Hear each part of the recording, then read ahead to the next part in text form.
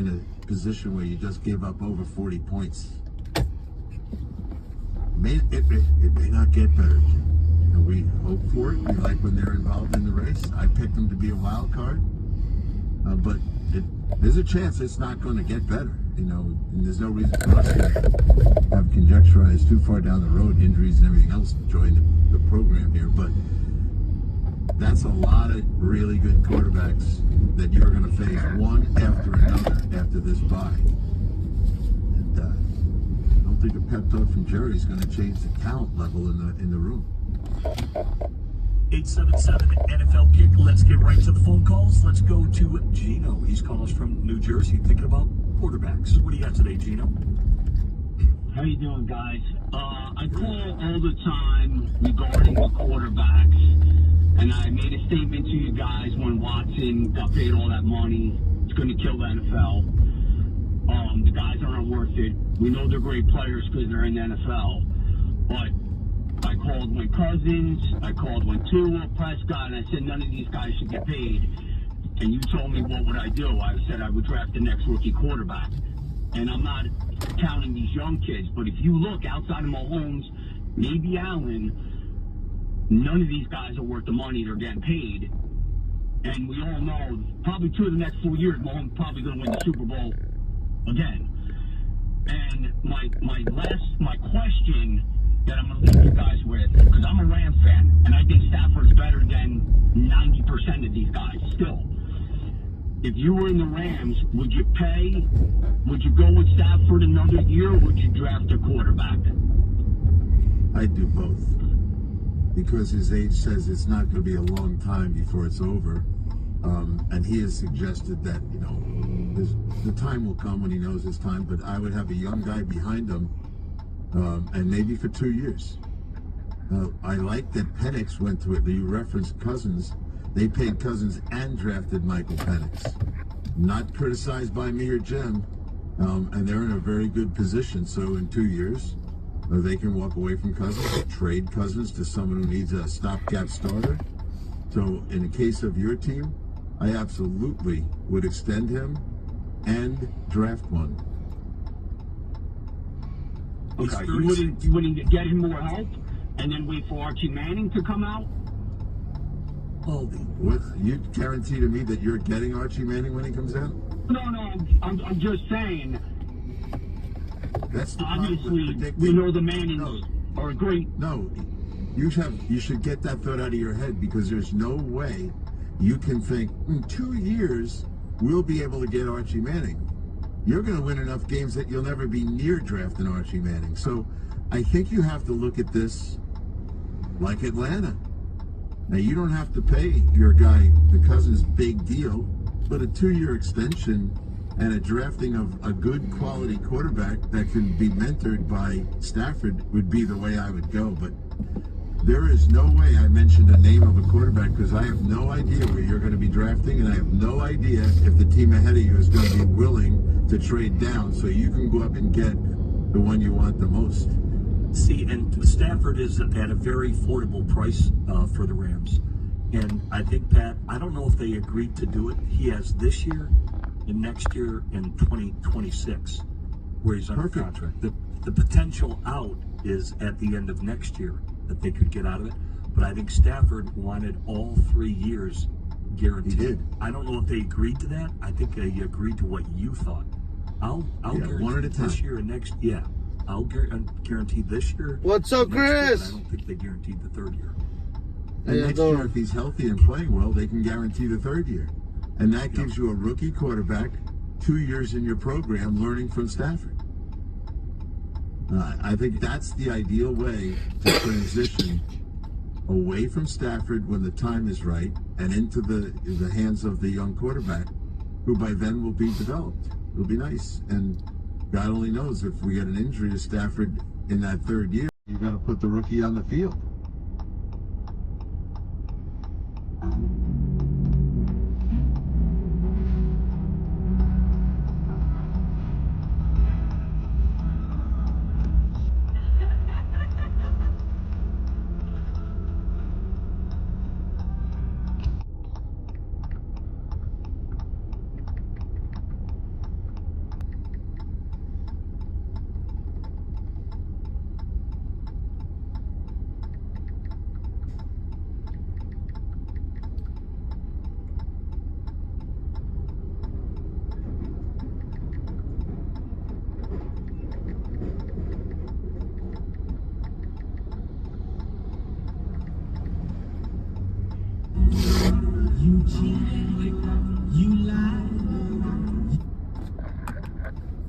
get me so far down the list of quarterbacks that I might make it 32 million. Here's 5 million more just for being a great guy. I would. He's only 36 years old. Yeah, I'm working. He saw Rodgers play last night at 40, and he's still getting it done. Let's go to Kelly. Call us from Buffalo. Wants to talk the game last night. What do you got today, Kelly?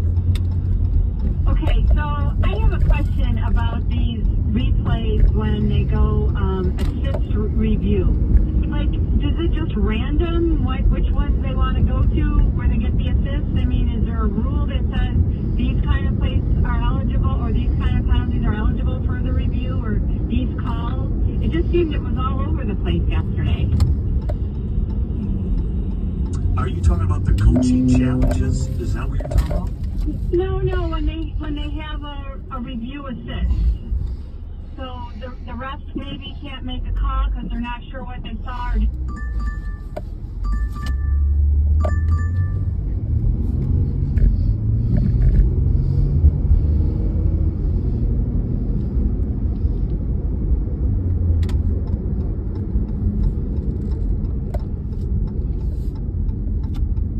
Are you going to work?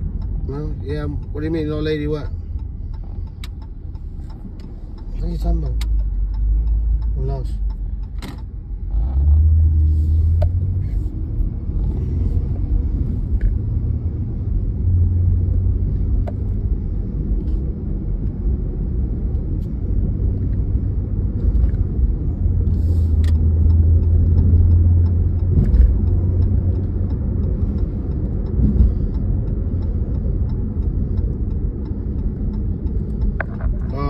Specifically, where it talks about a replay assist.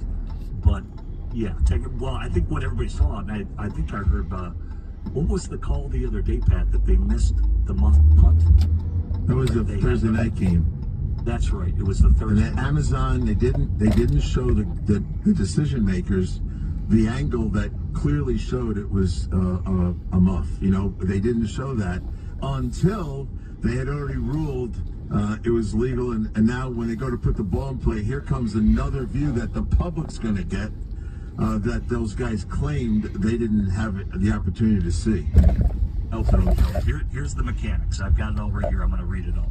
Okay, the new assist rule applies to plays where there is clear and obvious video evidence to proactively address specific objective rulings, such as spot of the ball or a foul. No, I'm at the Tropicana Cafe by the Smiths. Touching of a ball or a line. So it's like a penalty. I gotta go put gas on before I run out. What?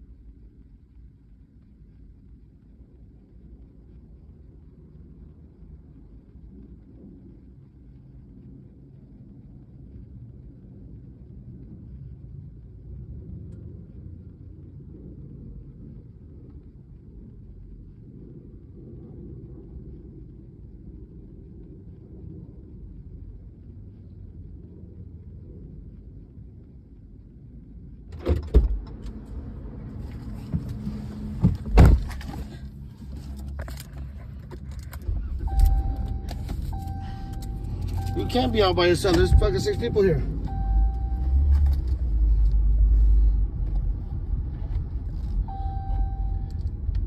Are you out by yourself? Sirius 158, XM 226 in the car and on the all-new Sirius XM app. Every day, Cintas service reps help businesses get ready for the workday. They provide freshly laundered workwear delivered every week. Mats, mops, restroom and cleaning supplies. First aid. Hey, I know, right, Chris? Let her know, man. They even I'm test all and by inspect myself fire in here. extinguishers and emergency lights. There's 6 people in here. Cintas helps keep your business running smoothly. See what Cintas can do for you. Visit Cintas.com and get ready for the workday. This new dose is, nope, that's not it. The price is going to be fun. Mr. Green? Hi, it's all good. We've got this. This is not just help from a Walgreens pharmacist. Oh, new prescriptions. Cool.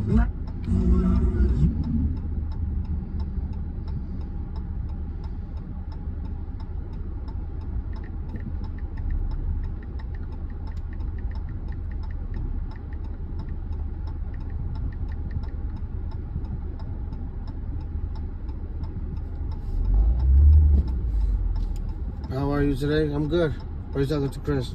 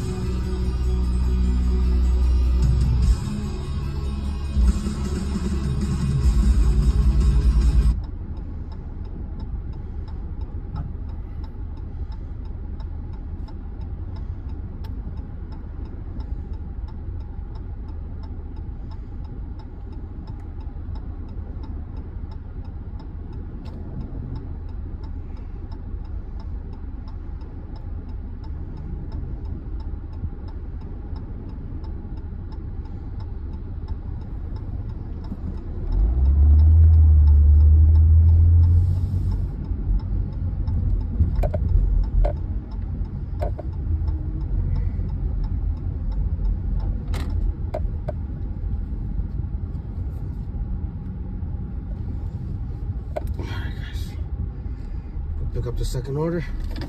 I'll be right back.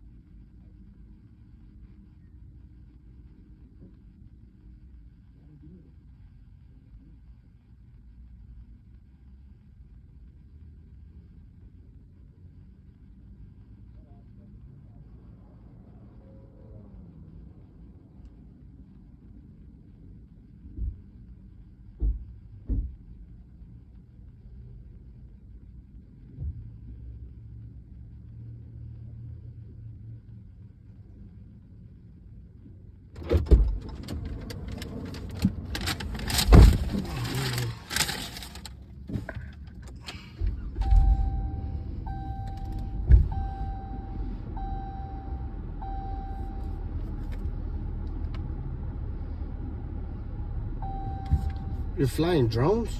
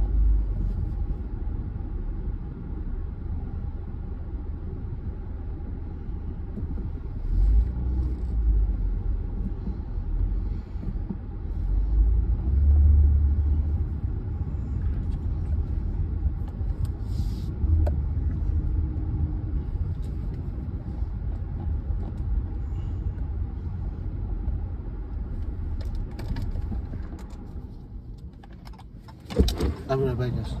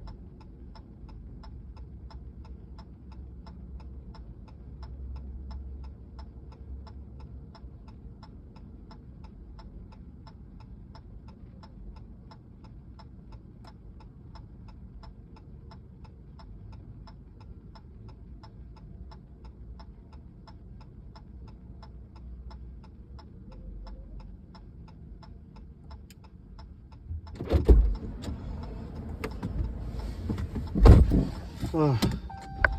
All right, man. Okay, shit. Oh, I hate dropping off in the casinos.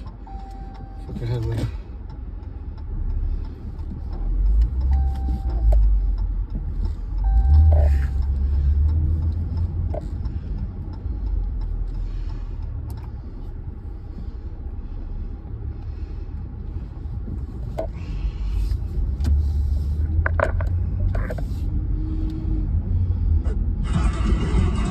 Sirius XM NFL Radio 2-minute drill. Wow, hello. Hello. Hello. This is Leona with US Senior Healthcare. How are you doing today? I'm good. How you doing, hon? How can I help you? Can you hear me? Yeah, how can I help you, hon? Okay, that's great. God bless you. I'm good. Thank you for asking me. Actually, I'm calling to inform you about Medicare benefits. These updates. As you know, the annual enrollment period is going on, and I just wanted some information with you. Okay. These information is free. You have Medicare Part A and B. Yes. Am I right? Yes. What's your age? How old are you? I'm 42. 42. I'm so Yes. sorry to say that. You have any kind of disability? I have one disability, hon. What about? My disability? Yeah. I have a problem with an enlarged penis. It means? Yeah, it's enlarged. I was born like that. It's okay though. They told me it's gonna be okay. What's going on? How can I help you? Okay. Tired new agents have been under dispute. Owners approved hosting the 2028 Super Bowl in Atlanta, returning to the city for the fourth time. It was the site when the Patriots took down the Rams in 2019. This is Alex Perlman. Oh, Sirius yeah. XM NFL Radio 2-minute drill. I cracked myself up. Progressive presents good news, bad news, dumb news, then great news. Good news. A letter in your mailbox says you could save money bundling your home and auto insurance with Progressive. Bad news. You saw it after your teenager backed the car into the mailbox. Dumb news. A new mailbox, basically a box on a stick, costs up to $400. Great news. You decide to see if you could save money bundling at Progressive.com and go with paperless mail instead. Progressive Casualty Insurance Company, affiliates, and other insurers not available in all states. Owner-operators, give your business a boost before the year ends. SFI is offering exclusive end-of-year savings on 2025 Freightliners to make room for 2026 models. A new truck could save your business thousands of dollars every year with better MPG and fewer unexpected maintenance costs. Our trucks are spec'd with fuel-saving features and advanced safety technology to keep your business moving and profitable. Don't wait. Save on 2025 trucks now. Check out sfitrucks.com. That's sfitrucks.com. Whoa, it's you, the Capital One Bank guy. That's what they call me. Mind if I get a selfie? Yeah, sure thing. Say no fees or minimums on your Capital One checking account. Wow, that's a keeper. So, where are you heading? I'm off to spread the good news that Capital One helps people keep more money in their wallet with no overdraft fees. Oh, you're the best Capital One Bank guy. Hey, mind if I get a selfie? Sure. Say, Capital One, what's in your wallet? Terms apply. See CapitalOne.com/bank for details. Capital One and a member FDIC. You didn't start a business to babysit your poorest performing employees. That's exactly why I started my business, so you don't have to. Hi, I'm Alan Jones, founder and CEO of Bambi. I created Bambi so small business owners could take back control of their business. Need to fire a poor performing employee who happens to now want 3 months off? Your Bambi HR manager will take care of that for you in your first week with us. You spend your time coaching your A players, we'll take care of the rest. I'm so confident that Bambi will help you focus on what you love about running your business that I'm offering a $1 trial to the service for your first month. Trust me, there are no limits to the amount of calls or questions you can give your Bambi HR manager. After your first month, just $29 a month for companies of any size. Month to month, no hidden fees, cancel anytime. Get a month of Bambi for just $1. Go to Bambi.com and type NFL Radio under radio to schedule your first call with an HR manager right now. Go to I didn't even know you left. BTE.com NFL Radio Radio. Delta's strategy for success lies within our legacy of hard work, our resilience in the face of the unexpected, and our drive to fulfill purpose. To create a better world with our song, we're determined to seize every opportunity for greatness. So, let's go. Fly new heights. Unlock our potential for success and achieve the extraordinary together. Delta.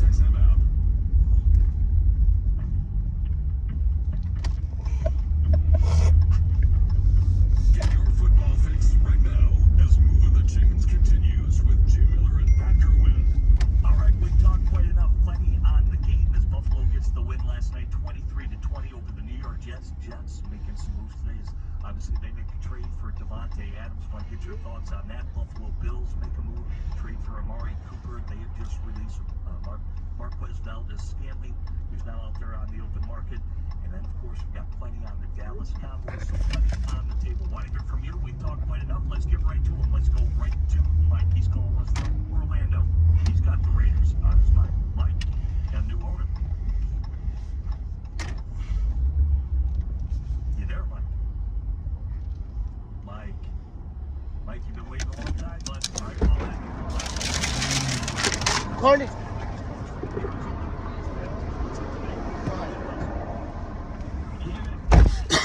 Taking my call, guys. You bet.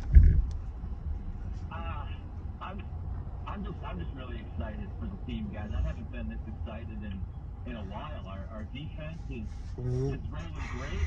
Our offense is rolling great. Jordan Love looks like he's back to form. I mean, wide receivers everywhere, and our run game. How do you not put it on right? Right now with our team is our kicker. And what do you got to do now? I don't know. You know, if it comes down to a game where we need him to kick a 40-yard plus field goal, I'm going to be nervous. Well, are you worried that guys keep on getting suspended for popping off there? Well, no. Okay, so let's see. Jair Alexander, that was last year, and he apologized, admitted he did something wrong, and he's not going to do it again. And Romeo Dobbs this year, according to him, he was dealing with some mental health issues. And it's been worked out, it looks like, within the organization behind closed doors. And he scored 2 touchdowns Sunday. So they're working him back into the game plan, and I'm not worried about that at all. No, at all. I like your team, and it's a pretty simple pattern. You hold guys under 20 points, you win all 4 games. You start giving up the 30s to the Eagles and to the Vikings, you lose games. You start thinking about, I had a conversation, he doesn't want me to bring up his name yet, but he is going to pick you to win the division. And he's ready to say it very shortly. And I said, this is the hardest division to figure out. And I'm thinking, we could have a discussion about all 4 teams. And he goes, we don't have to talk about all of them. I like the Packers. And it was a pretty strong endorsement from a guy who knows what he's doing. And he likes a lot of dimensions of your team. But you bring up the one that, remember the last thing we asked Dan Quinn today? Talk about your kicker. The bigger the games, the more important your kicker is. These games are so tight when the big boys play the big boys. And if you have doubts about your kicker, just ask the Viking fans how that goes. But no, I would worry about that as time goes on here and these games and your divisional games. I asked Jim the question the other day. I have no answer to my own question. What team in your division can go 4-2 in the division? So did you lock the whole light bulb or just the light? The whole actual light fixture or just the light bulb? 4-2 in the division. And a kicker will have a lot to do with getting a 4th win instead of a 3-3 split. I promise you. Yeah, we just got done with Anders Carlson, who we had kicking issues with. And we had Greg Joseph, during the offseason, we let him go. He's a veteran guy. That's easy. So, yeah, I mean, that is my concern, the big games with the kicker. But, yeah, everything else, I'm right there with you guys. So, go Pack, go. Appreciate being on, guys. We'll talk to you later. You got it, Kevin. Big win for the Packers, 34-13 over the Arizona Cardinals. The only thing I would say, Pat, I think the Cardinals have given up, their last 10 games, they've given up 30 points each game. That would be the only thing where I'd press the pause button a little bit. Right? Yeah. Cardinals I'm have given with up you a on lot. Yeah. We'll see where it goes because I do like the Packers and I like how the defense is playing. I mean, to hold the Cardinals to 13 points, I think that says something too because they put up over 30, I think, on Buffalo, or 28 on Buffalo, I think, to start the year. So we'll see where it goes. But then they still got some work to do with their defense with the Arizona Cardinals. You bring up a very good point because it's not just the Cardinals, but look at their wins. The Colts, the Titans, the Rams, who were, when they played them, they were all beat up and still are, and Arizona. When they played the Eagles and the Vikings, they couldn't do it. So maybe I'm a little premature on suggesting they're on their way to big things.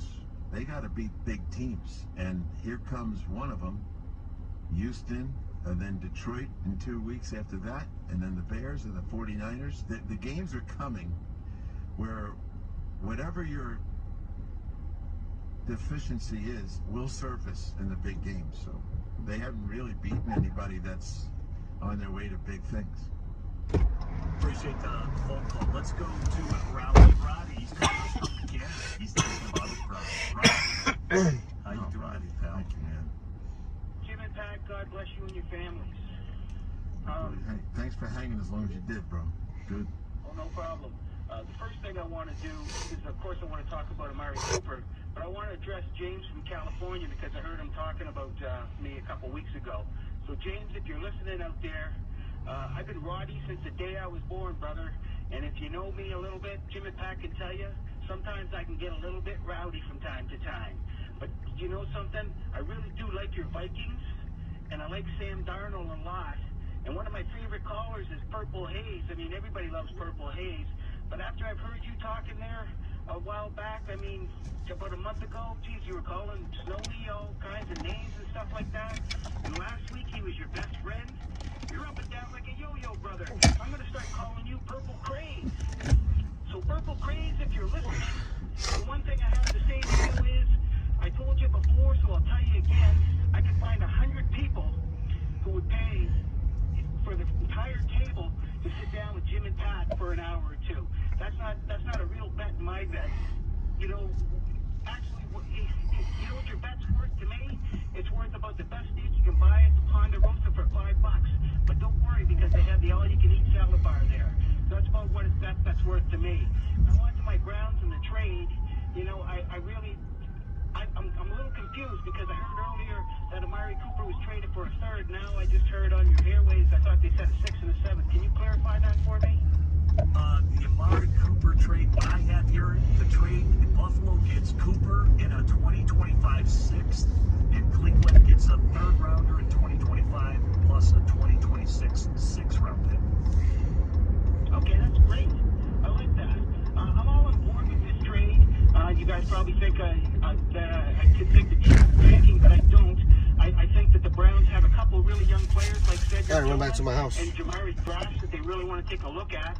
And Amari Cooper's getting all the catches, so they're not really getting much chance to get a look at those guys. And I think that Amari's not going to be signed in the off season anyway. So I think they want to get a look at these guys and see what they had to offer. And getting a 3rd round pick for next year, you're just building for the future. And the Browns really need to restock because they're getting older. And the other thing is, you know, the run game seemed to come around a little bit last week. And I know we're getting Nick Chubb back this week, so I like our chances because I don't think the Bengals run defense. Report strengths, weaknesses, the time from your game to the next game. And you are? All right. Look, obviously a different type of week. We get accustomed to this. And so today was really, you know, our first day. A lot of base, 1st, 2nd down, also 3rd down. We'll have meetings this evening. You know, I think the recovery is real important in how we handle the week. Any questions?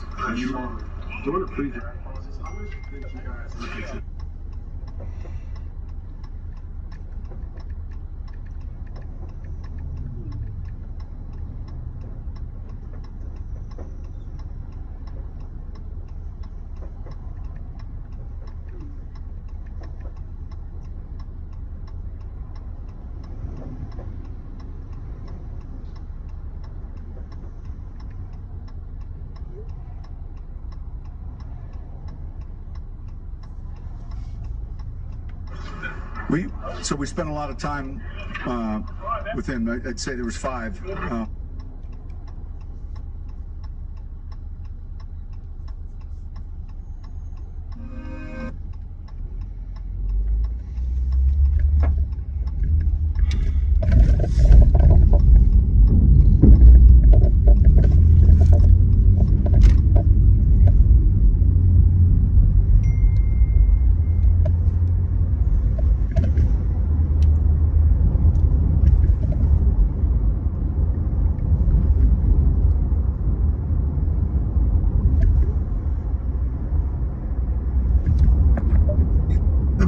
last minute, I get it. And that would give you, what, 2 more games where you might be 1-7 or something. I get that part. So it was done pretty early, but I guarantee what happens is with all these trades, the longer you wait, the less someone wants to give you, especially if they're looking at it as one-year players, because you're trying to win now. Whoever's going to Buffalo, as an example, in the Jets, so they need the guy as soon as possible.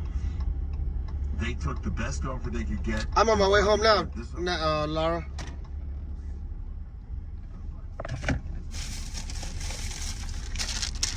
I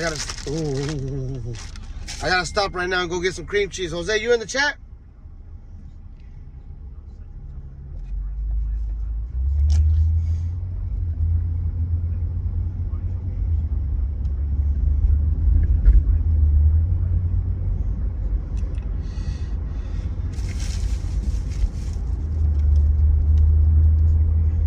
And if you don't know, I'm gonna put y'all on. This right here, fucking gold. This right here, y'all. For a bagel. For my tortillas.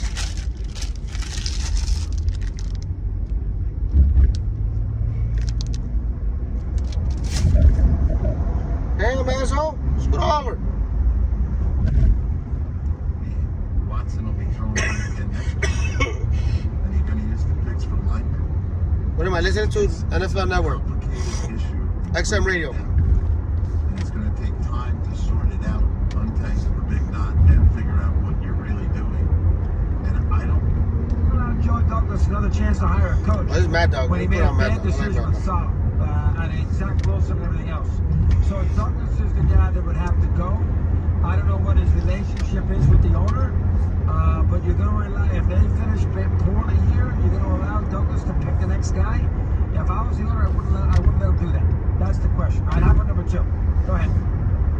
You've heard, I've heard you, hopefully you remember me, I've heard you for 150 years. I know you're a Giants fan.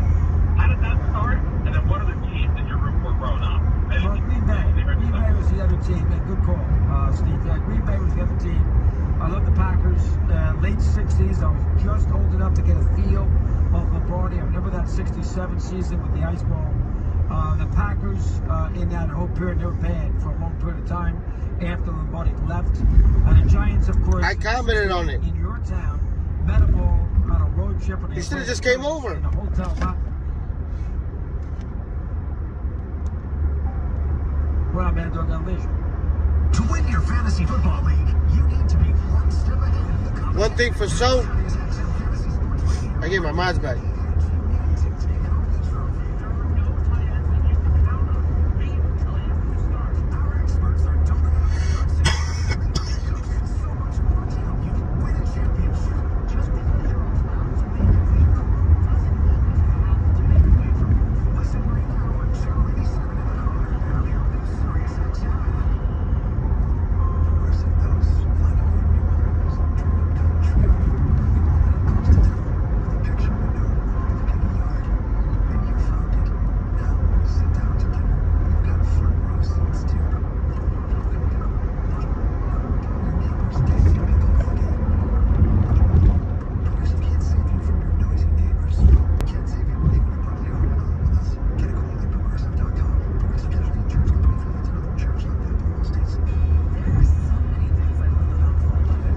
We just did it again. Nah, fuck that. Hold on. Hell no. Oh, fuck no. No. No, that sounds like a bad idea. Hey, Laura, what should we give away next time, though? I want to do something.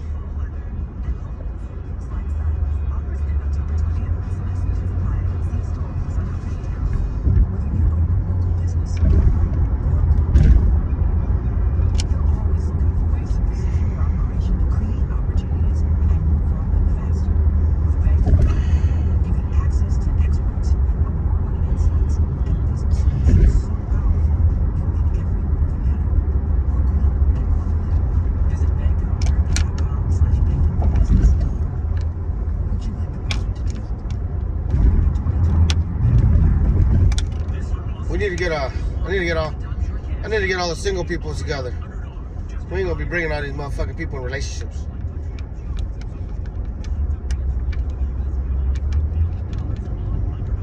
Where are the single followers?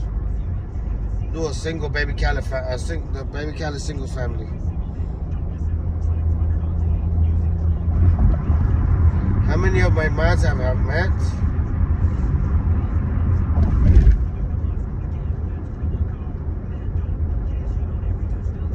I don't know. I have to look at my mods. Let me look at them. Let me see who I.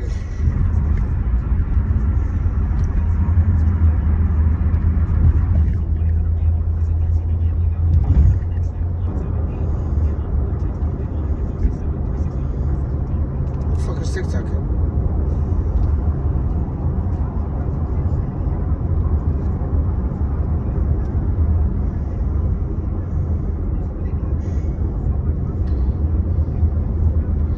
Honestly, don't even know who's my mods.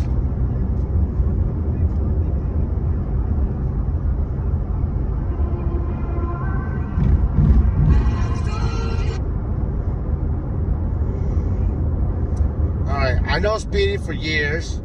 I've met Melly. I know Kate. So that's 1, 2, 3, 4, 5, 6, 7, 8, 9, 10, 11, 12, no, 11, 12, 13, 14, 15, 16, 17 out of almost 30. Let me see how many mods I got. 1, 2, 3, 4, 6, 7, 8, 9, 10, 11, 12, 13, 14, 15, 16, 18, 19, 20. 1, 2, 6, 27. 27. So I know about, I'm missing 10 people.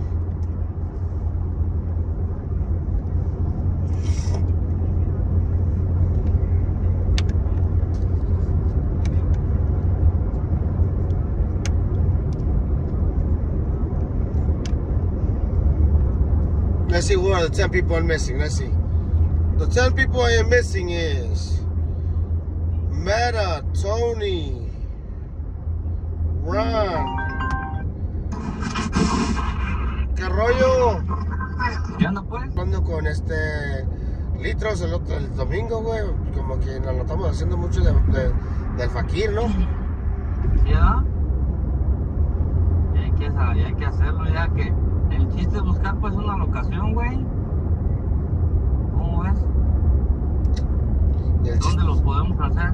El chiste es que no nos cobren mucho, ¿verdad? No, pues sí, güey, porque no queda nada, güey. Ya sé. Siempre le ando poniendo yo o aquel güey, pues estaba bien pelado, güey. Pero, pues tú donde tú conozcas, güey, donde tú quieras, hacemos el evento, güey. Ahora, nomás consíguete el lugar y tú dinos cuánto van a cobrar y ya yo me consigo las trailas y el permiso, güey. Ok. ¿Cómo es? Y lo hacemos cuando quieras, güey. En 3 semanas, güey, lo más pronto, güey. En unas 3 semanas, 2 semanas, güey. En putiza. Sí, unas 3 semanas, ajá. Me gustaría hacer una pinche para Halloween, güey. Se me hace que estuviera bueno, güey. Para Halloween, el problema es que hay demasiadas. Mira, güey, para Halloween, el sábado, vamos a tener un evento y va a ser grande, güey, para que vayas ahí en la Cheyenne. Ok. En el Cheyenne y mi Pecos, ahí va a estar Martín, Chivachi, yo, Litros. Vamos a estar ahí con esos güeyes del Showdown. Esos güeyes traen un chingo de camionetillas. Sí. Sí, ya me invitaron. Se me hace que es el fin de semana antes de Halloween, ¿verdad? Sí, pues es este sábado, pues. Ya. El próximo. Este sábado, no, 8. No, es este sábado, güey. 29. Sí, pero estamos. Sí, faltan dos, ¿ah? Sí, güey. No seas mamón, es el 19, güey. No, güey. Ya que estamos. ¿Es el 19? Sí, es este sábado, mira, ya se fue el puto mes otra vez. Por eso digo, güey. Sí, es este sábado, güey. No mames, ya se fue el puto mes otra vez, güey. Valemos verga, compadre. Aquí ando por la Rainbow, güey, por acá por la Rainbow, por la casa, güey. Aquí yo quería una señora que tiene un local aquí, que tiene una tienda de cristales, güey. Ella quería hacer un pinche evento, güey. Pues dile, güey, dile ahí lo armamos. O allá también con el boxeo, güey. ¿Con cuál boxeo? Con el boxing, donde te dije, güey, allá con la Charleston, güey. Cabrón. Ahí también está bien. Pero mira, lo que ocupamos, como vamos empezando, güey, lo que ocupamos es un lugar que se vea mucho, güey. O sea, un lugar que tenga mucha vista. Pues en estamos aquí en la puta pinche, la 95 y la Rainbow, güey. ¿Qué más quieres que se vea? No, pues sí que se vea. No, sí, güey, que se vea. Oye, güey, ¿andas tú solo? Sí, güey.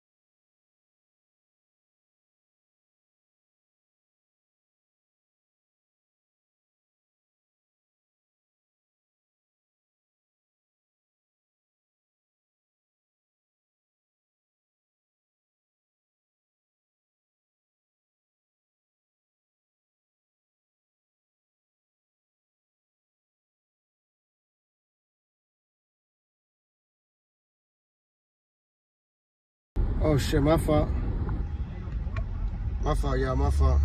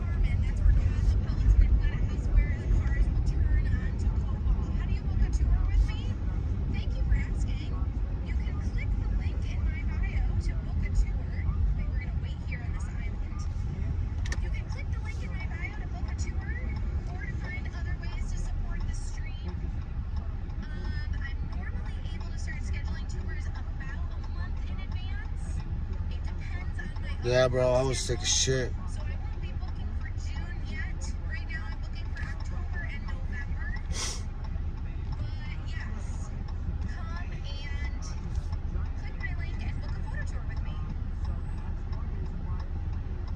Thanks, Becky. Oh, hi, Babykhaled. How's the weather in November?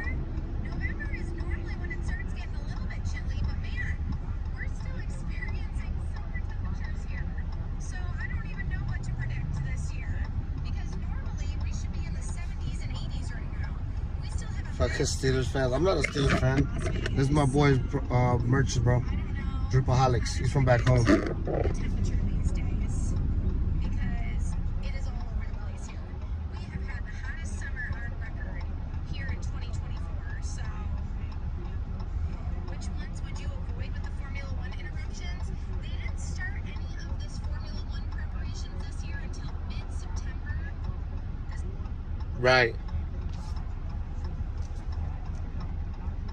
So I would say that if you want to avoid all of the Formula One preparations and construction and all that stuff, I would recommend avoiding the months of mid-September to mid-December. This is always a long layer and wait to cross for another, who knows how long. And of course, I'm right in the sun. There's no shade anywhere around. Thanks for joining the live stream today, guys. I don't really have a specific plan for the live stream today. We're going to be out for like an hour or two. My phone is only charged up to like 60. We'll see how long I'm able to be out here. We might go get a happy 11. We'll see how we feel. But if you guys have any ideas, let me know in the chat, because I'm just kind of wandering today. We can go by Caesar's Palace and see the Adele sign, yes. We're about to walk past Caesar's Palace in like 10-15 minutes, so we can totally do that. Andrew is doing better. He's still not 100%, but he did go back to work today. So now he mostly just has the sniffles. He doesn't have a fever anymore. Every once in a while he'll have a little bit of a cough, but he mostly now just has the sniffles. So he's doing a lot better. Thanks for asking. Where is Devontae Adams? Not here. Not here anymore.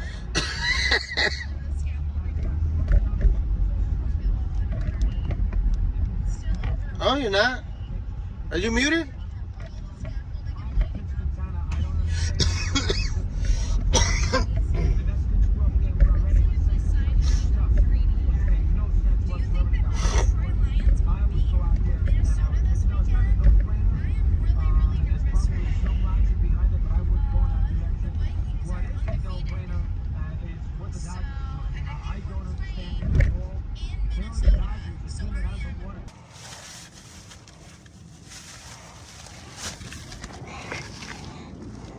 Wow.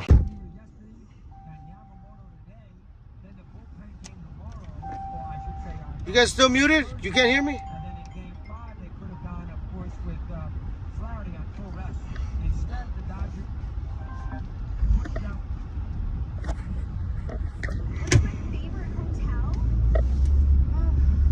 That's very difficult. It depends on what mood I'm in. Like,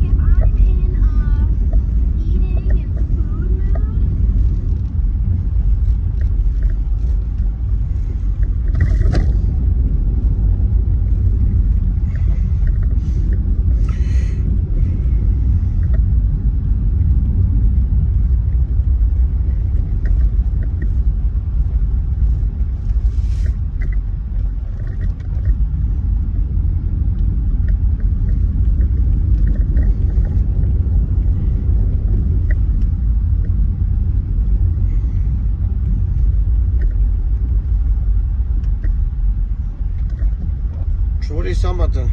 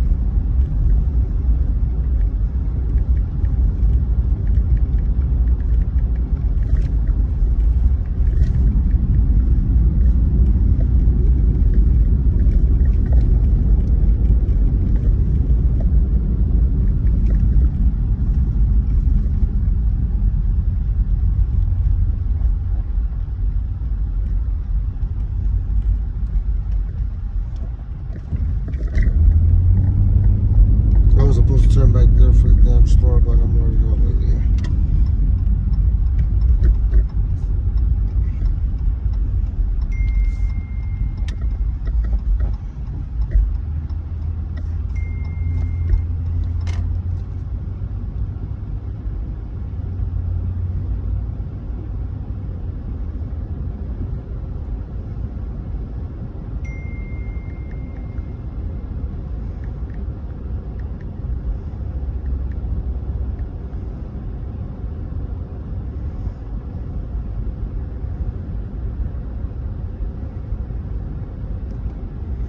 Hey, can you guys see me?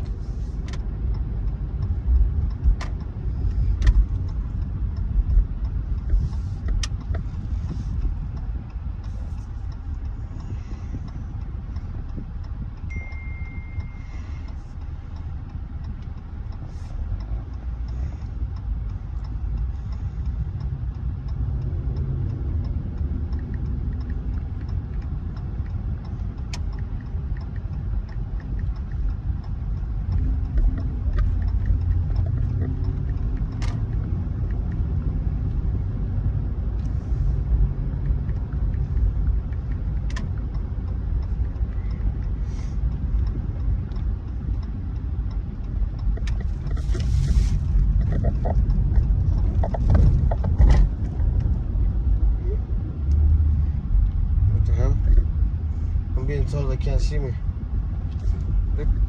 They're not even up to my desire yet.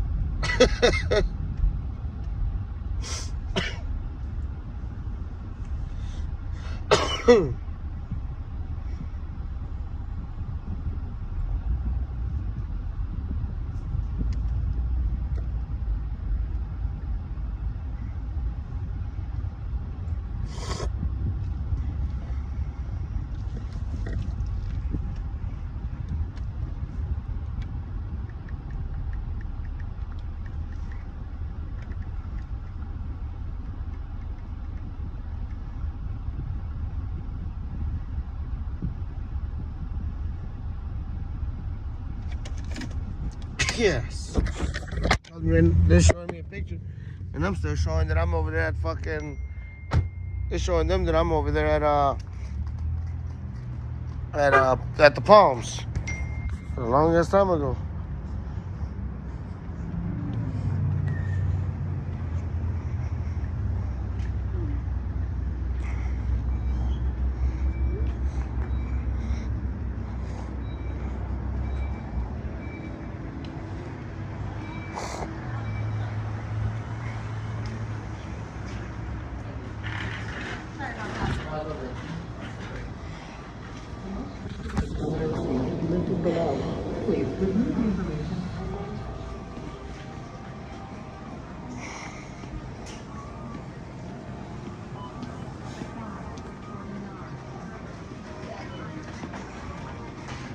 I came for one thing and one thing only.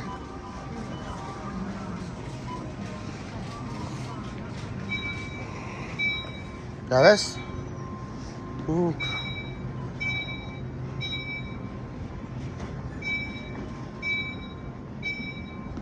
Well, they got a Wells Fargo in here.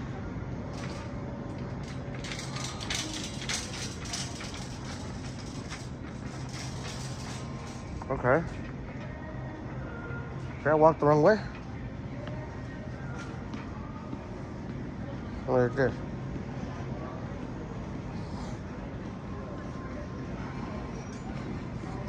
No, well, I came for two things.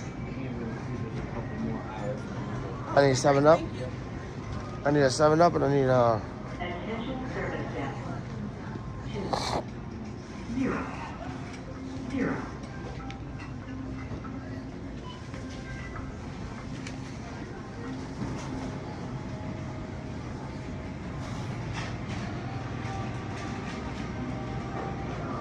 You were left at Palms. I'm at Albertsons.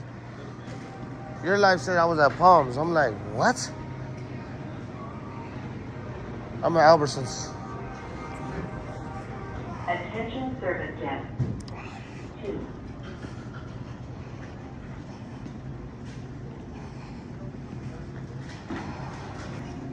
Wow.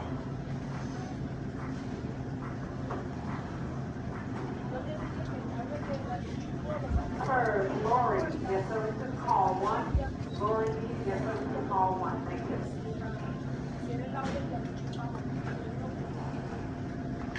I don't want 2-pack though. I want a 1-pack.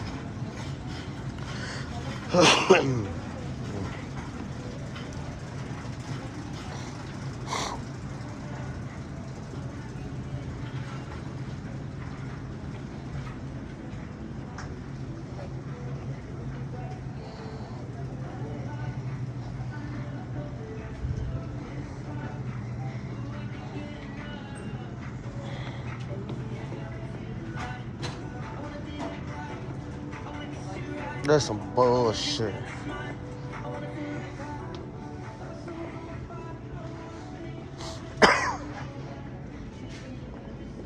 need a courtesy question to stop that down for a price tag, please.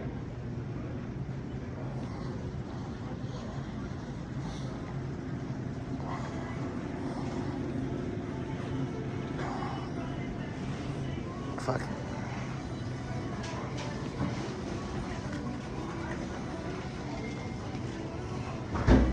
They ain't got no fucking cream cheese. They only got this one. They ain't got the Philadelphia.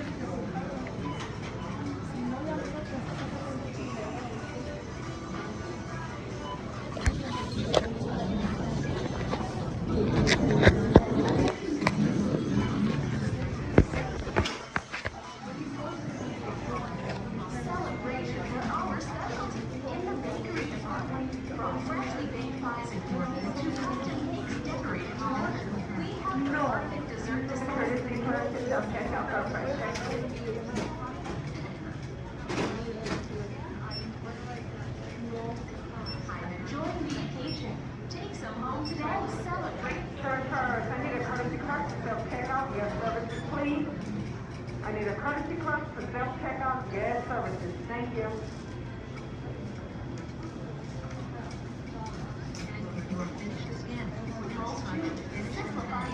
I'm like, what are you talking about? You were so lost.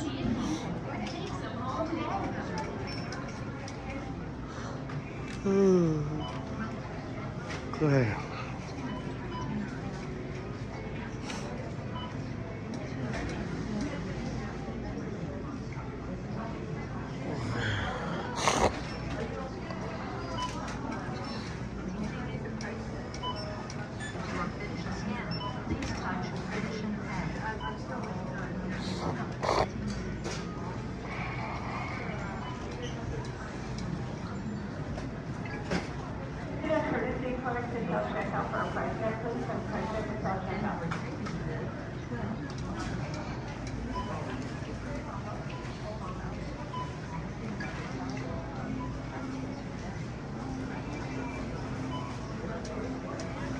No. How you doing, honey?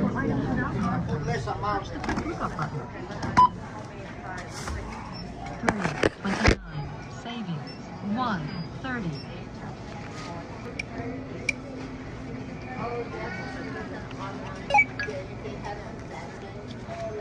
Yeah, and you had to buy the stuff on it. Please wait. System processing.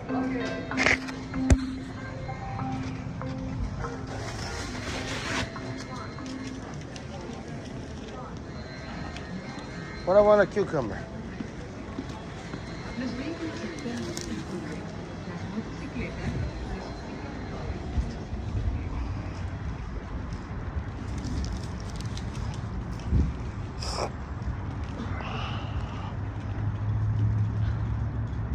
I walk around with an eggplant, damn it. The fuck do I want a cucumber?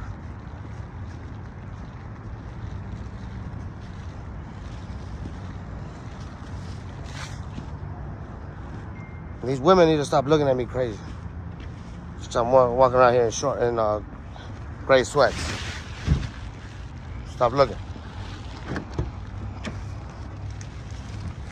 Nope.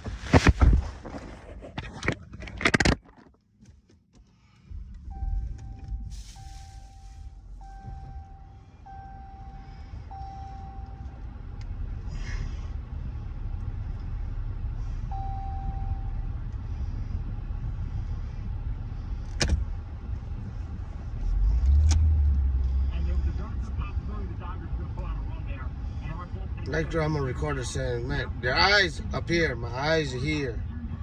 This is my face.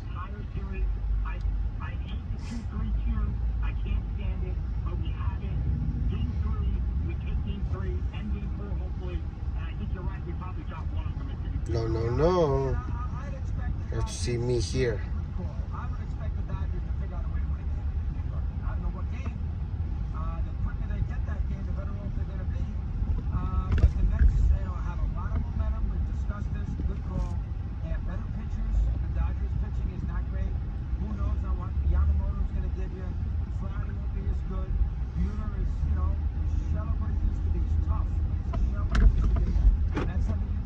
Very disrespectful.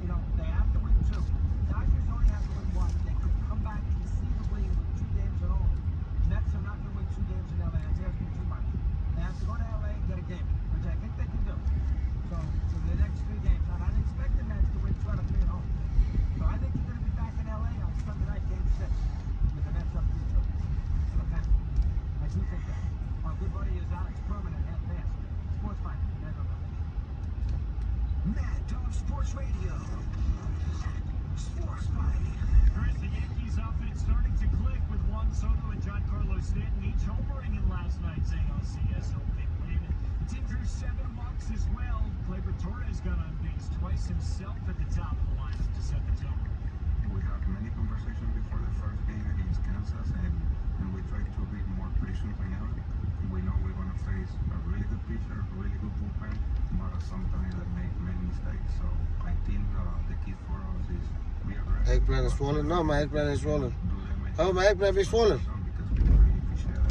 On the mound, the Yankees turned to ace Garrett Cole to try to go up 2 games to none. The Guardians encounter with Taylor Bybee. They're going to start first pitch at 7:30 Eastern on MLB Network Radio, Channel 89. Due to a back strain, Cleveland swapped out righty Alex Cobb on the roster. Ben Lively added his place.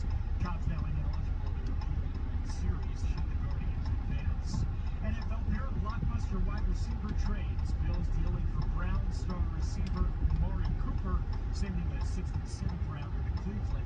Jets got all-pro Devontae Adams from the Raiders in exchange for a 3rd-round pick.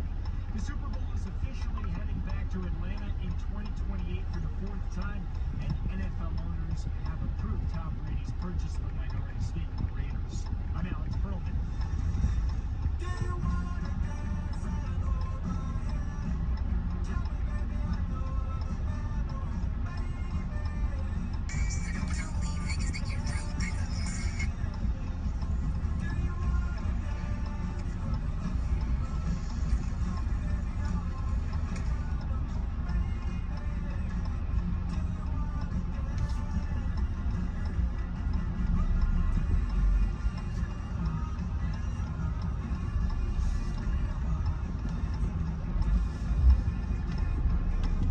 I am watching the road.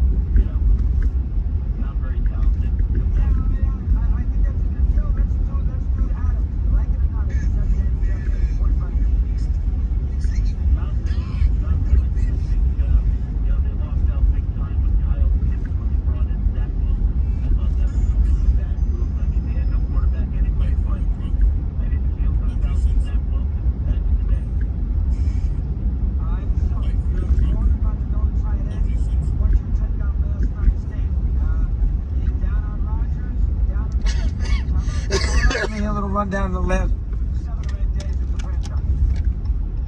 I think it's just, a garbage dump over there. I've been following them since Richard Todd, and it seems to go the same way year after year. I mean, last night with the Rogers, I thought he was pretty good.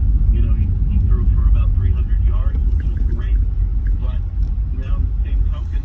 Get disrespectful, you're the one that's... It's ridiculous, and they've been going through this time after time after time. I think Douglas, his days are numbered. Yeah, I mean, I agree with you on, but Douglas is good corner. I think the Jets are trying too hard with Adams. That's my You're trying, what he just said, you're trying too hard. Can't stop the run. You're just trying to look at the gray stripes. See, gray stripes. Keep your eyes up here.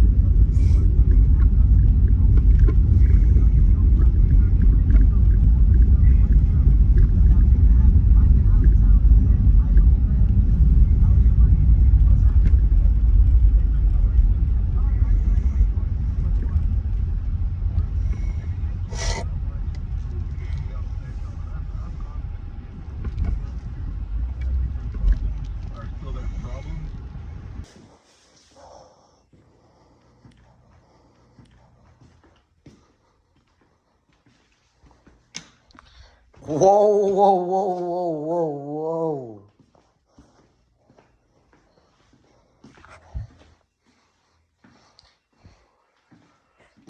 No.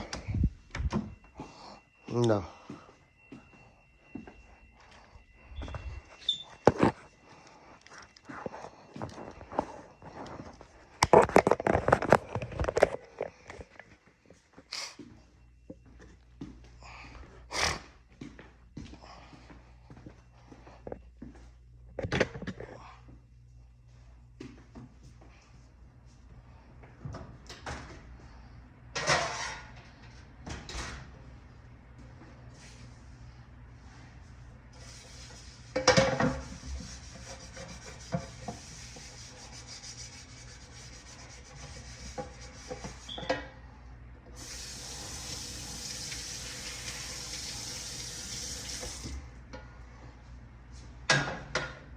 came home because of the tortillas.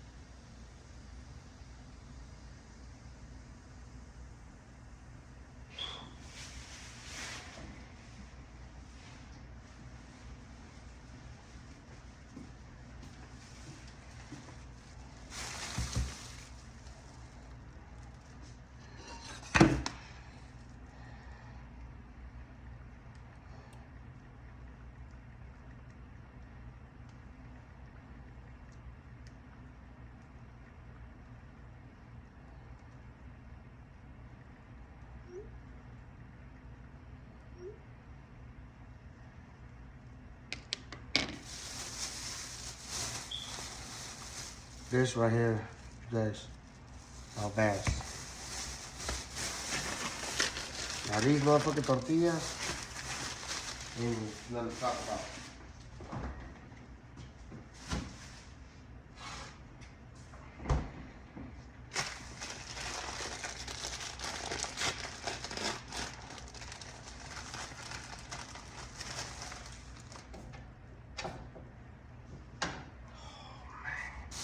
I've been dying for these tortillas. Oh, it's been over a year since, yeah.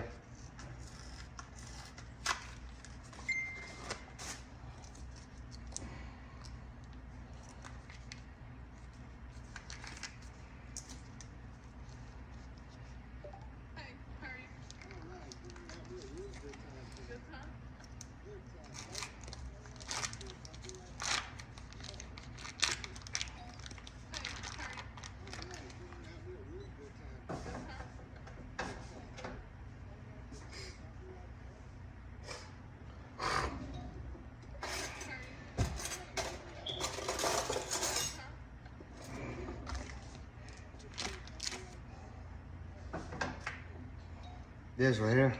Notice your shirt says pastor and cowboys. How's that possible? I thought pastors weren't supposed to be gay.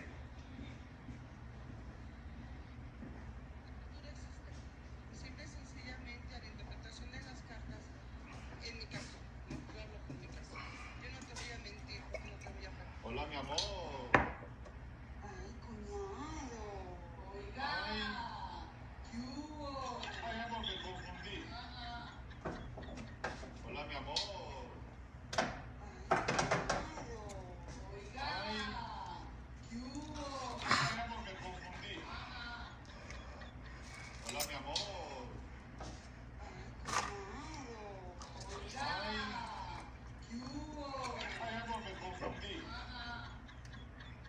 Hola, mi amor.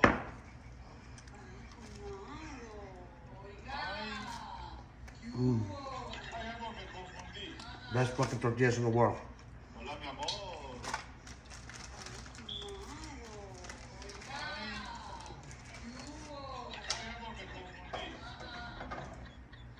Hola, mi amor.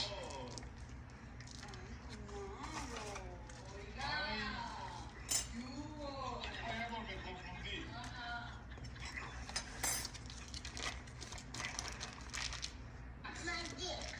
Rick.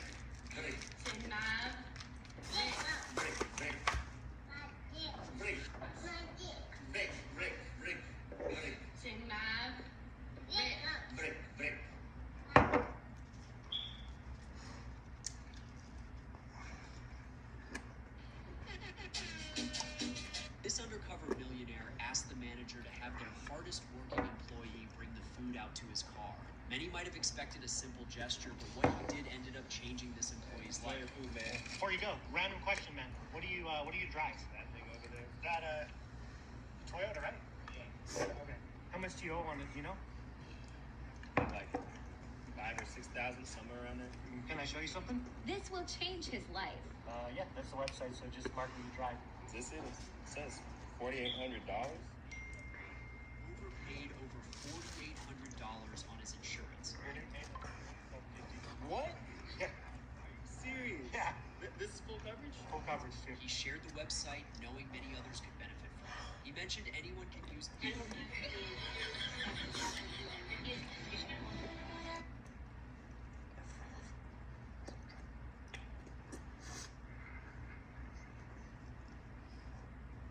I love these tortillas.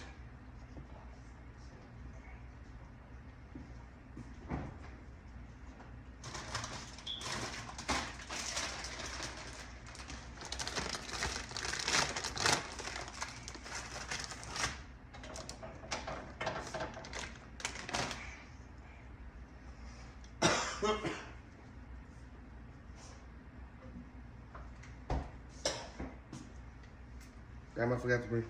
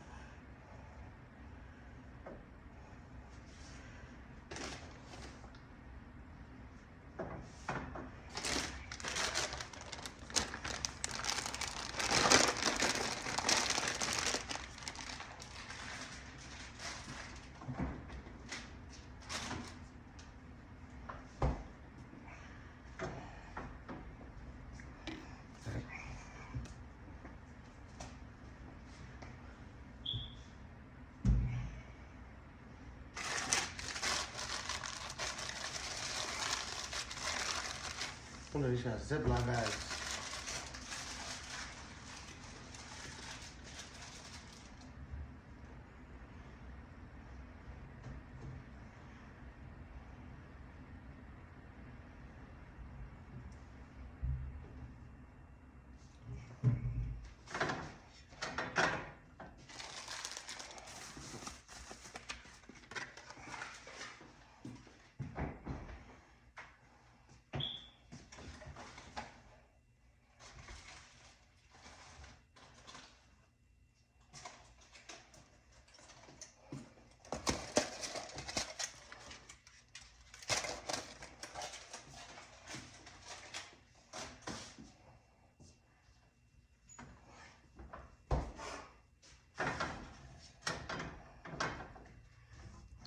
Who's still in here, y'all?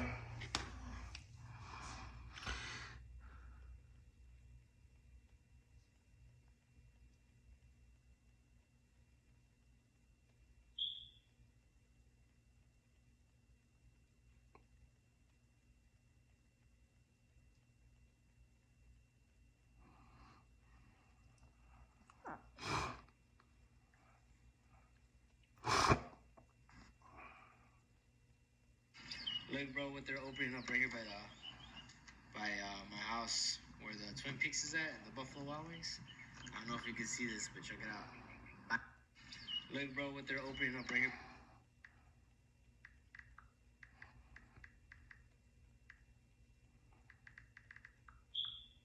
Bam!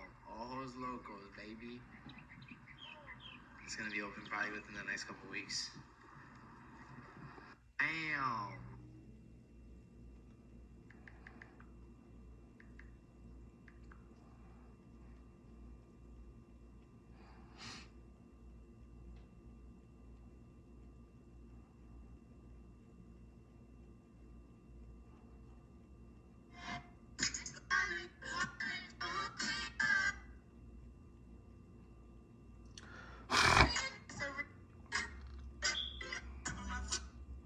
What are you guys up to?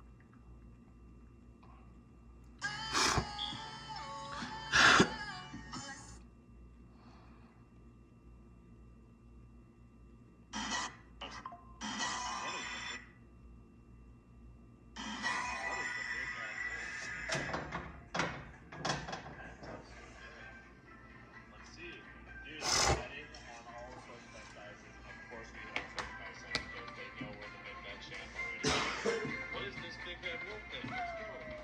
That big bad wolf meat? Oh, paw prints? 4? That's it? Oh.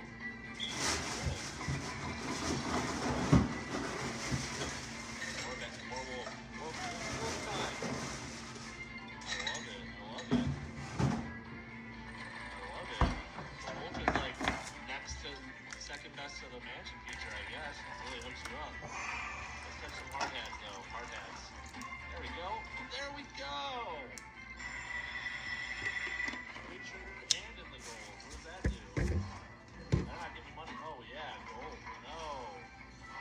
I love these tortillas.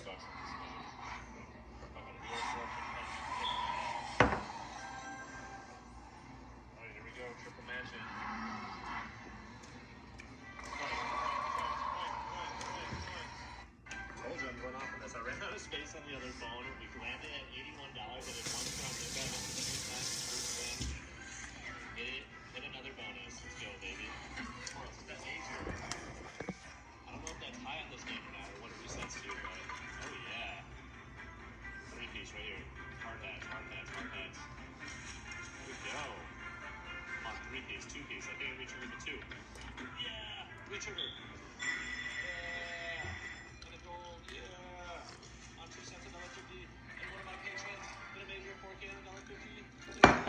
Shout out that guy.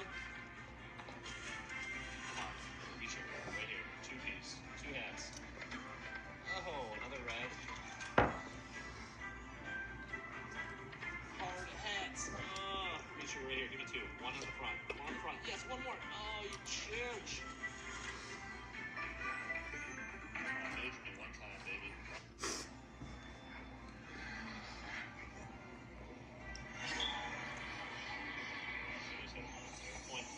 Major. I don't know. Oh, yeah, dude. That was awesome. Fuck yeah.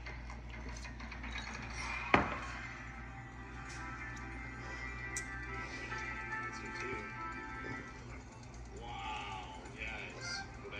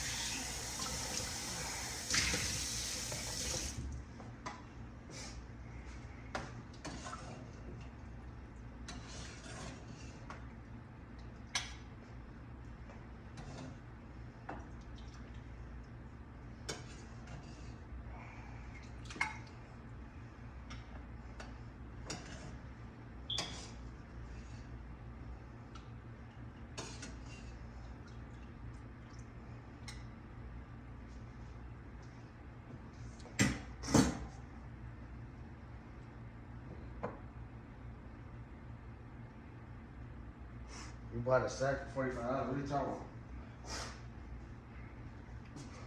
What are you talking about? $20.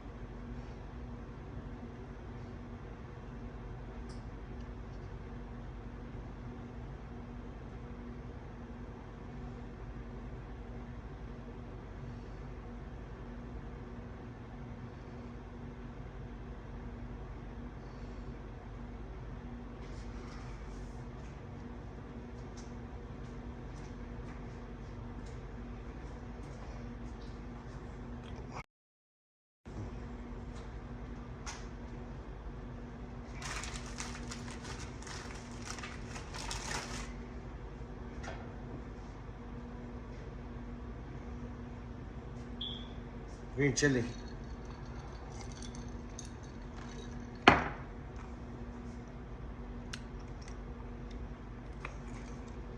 Is it?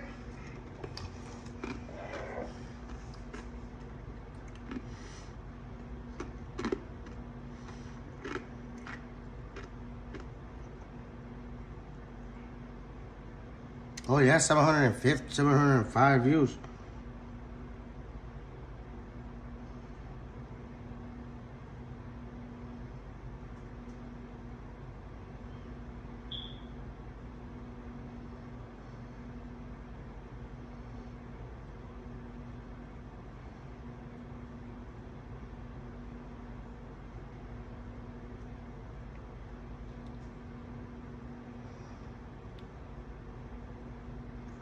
What mods haven't I met yet? I'll tell you right now.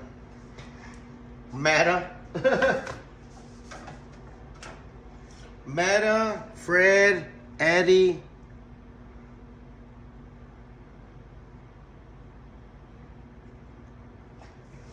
I don't know. Let me see.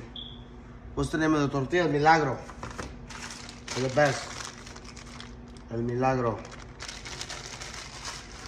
Best tortillas.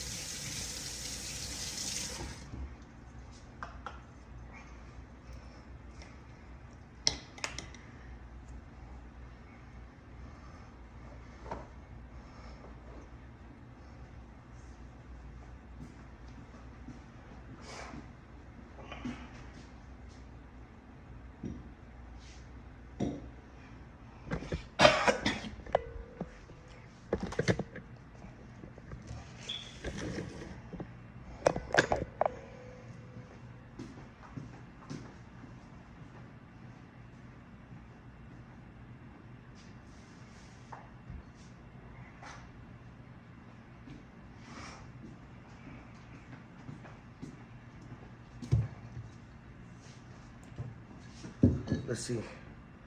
Let's see. I'll tell you right now.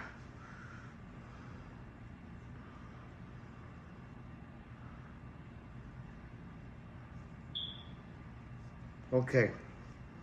Johnny, I haven't met him. Ashley, I haven't met her.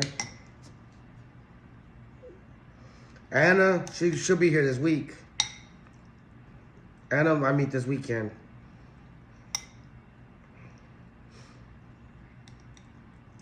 Cisco, David Camacho. Actually, I think I'm gonna met him. Yeah, he's cool. Vero, Veronica, haven't met her. Fred, Ron, Clip It, and Meta.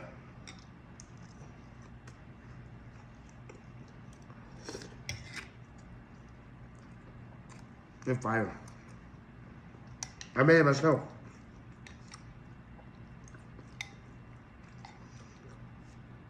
Everything was made from scratch. These were, yeah, 20 out of 27, I met 17 of y'all.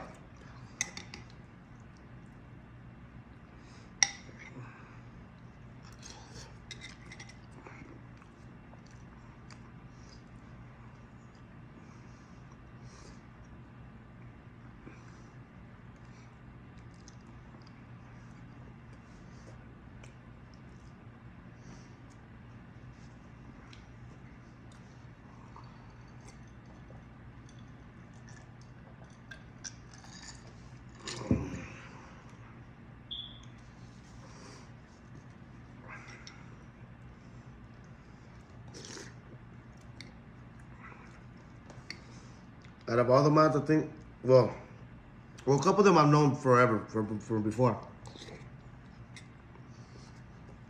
But I think Nandy is the first one I met.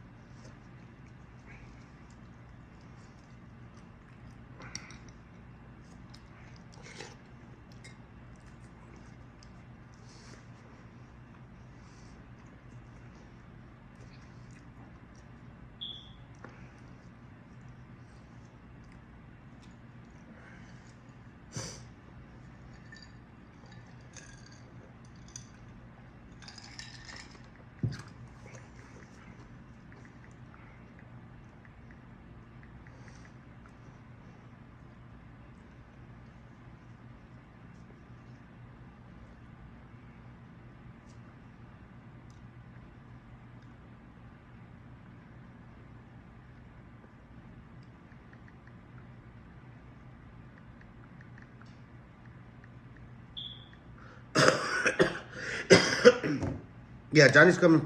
Yeah, Johnny's coming from the. Wait a minute. Yeah. Why is it not showing Ashland?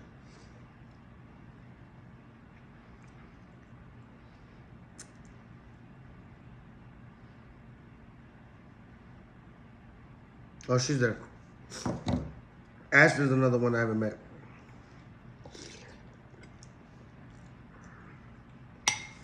Yeah. Johnny's a mod.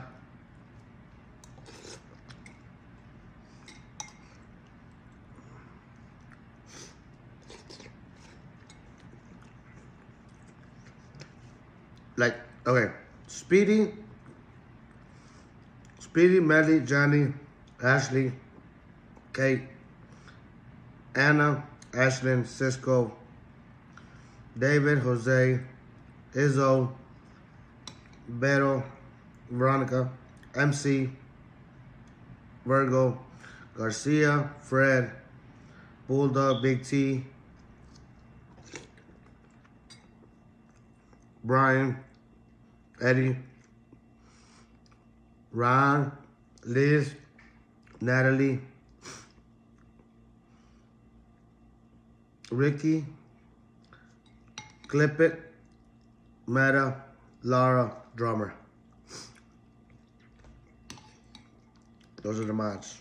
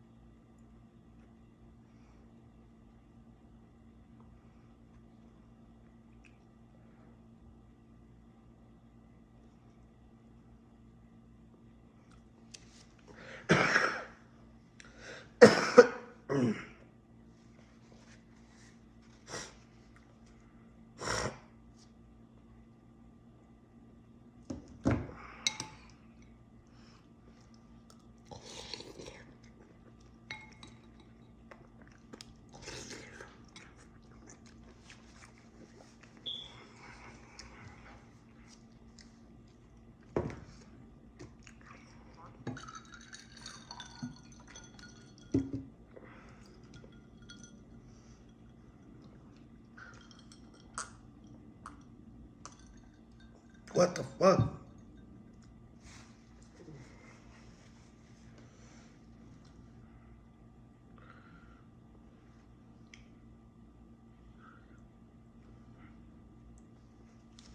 This one got a whole lot of fucking...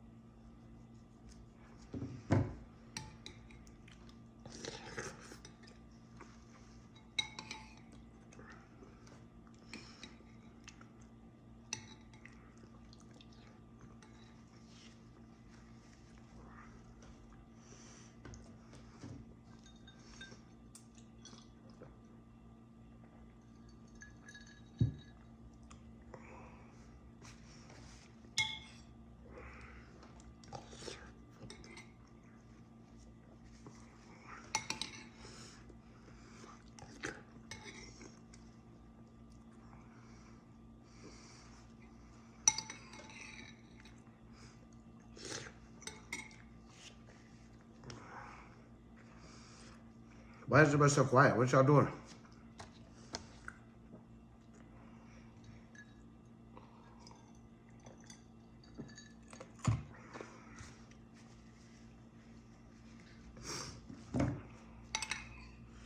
Matter who you got for the World Series?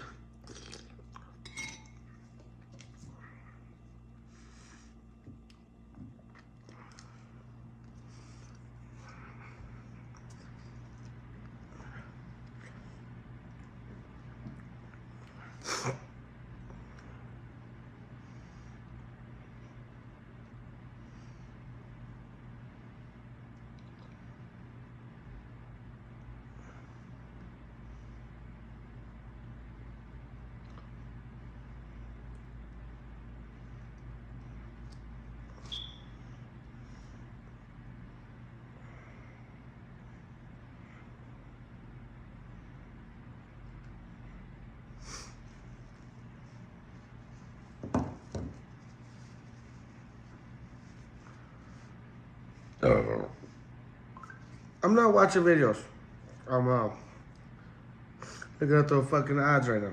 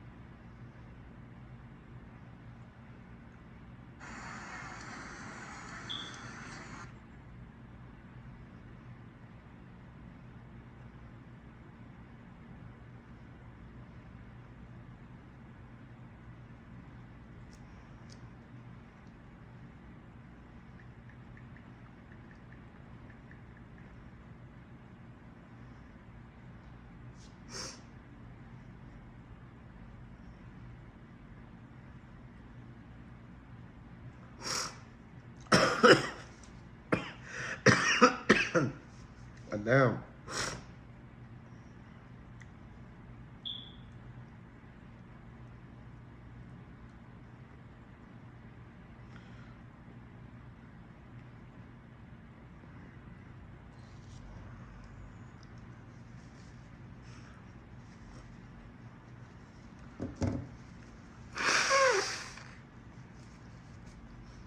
Let me see.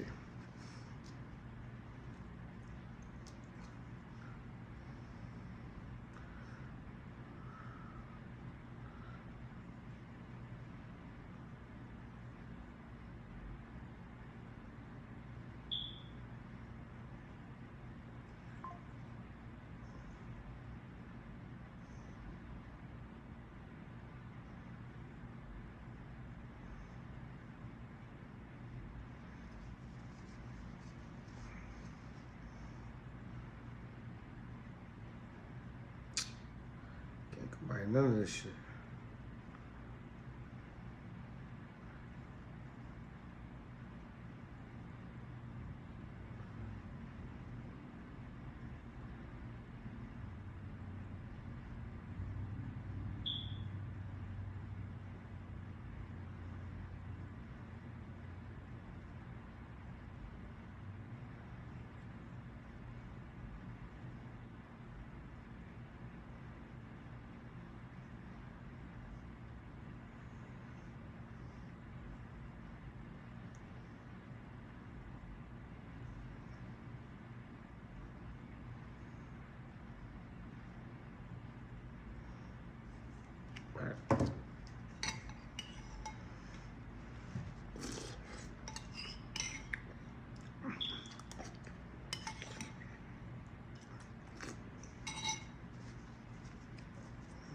All right.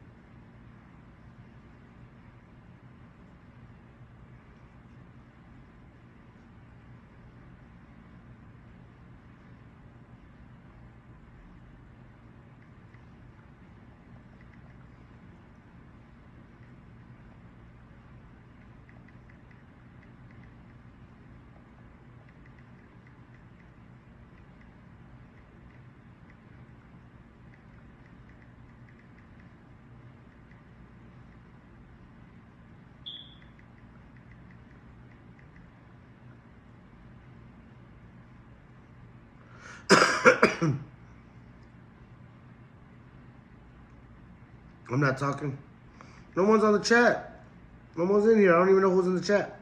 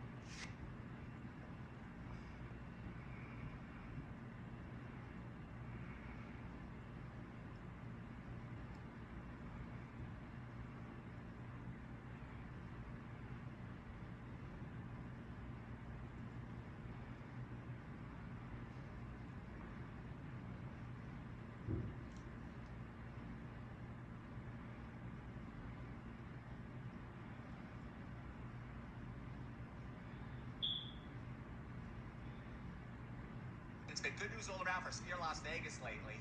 And the Sphere, which in a lot of ways has enhanced a town that is not easy to improve and impress, and has wowed millions of people here and all around the world, is going to be giving birth.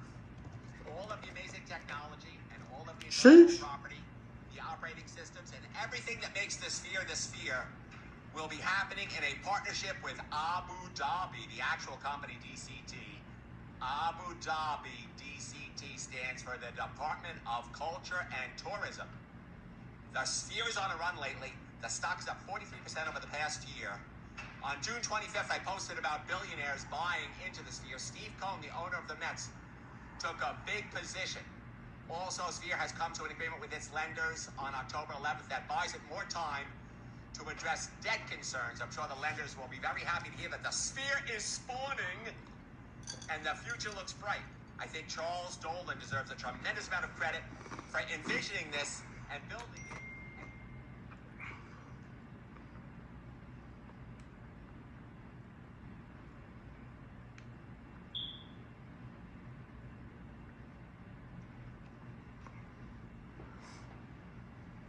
Building it and executing on it and creating so much joy, so much entertainment.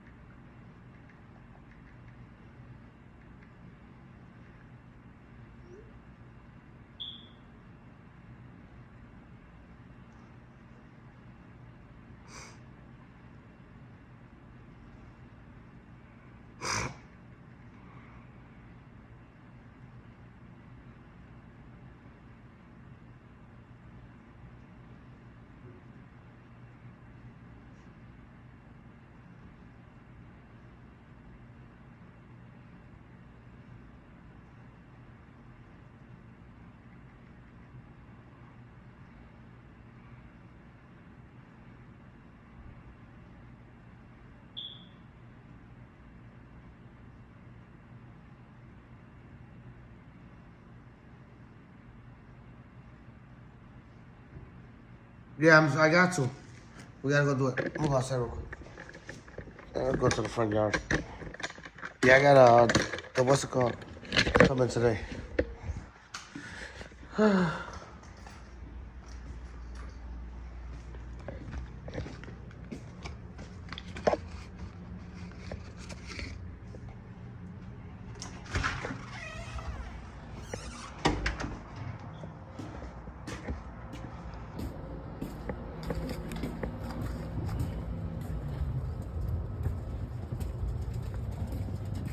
Ya, vámonos, vámonos. ¿Dónde va? ¿La chinga? Sí, otra vez. Nomás vine a comer un caldito. Sí, no, para el rato. Voy a tener que sacar esta madre para que... No digo que yo ahorita vine nomás a comer el caldo. Ok. Ahí están unas tortillas. Cale las secas, son las mejores que le digo. Ok. Tienen un pan. Está bien.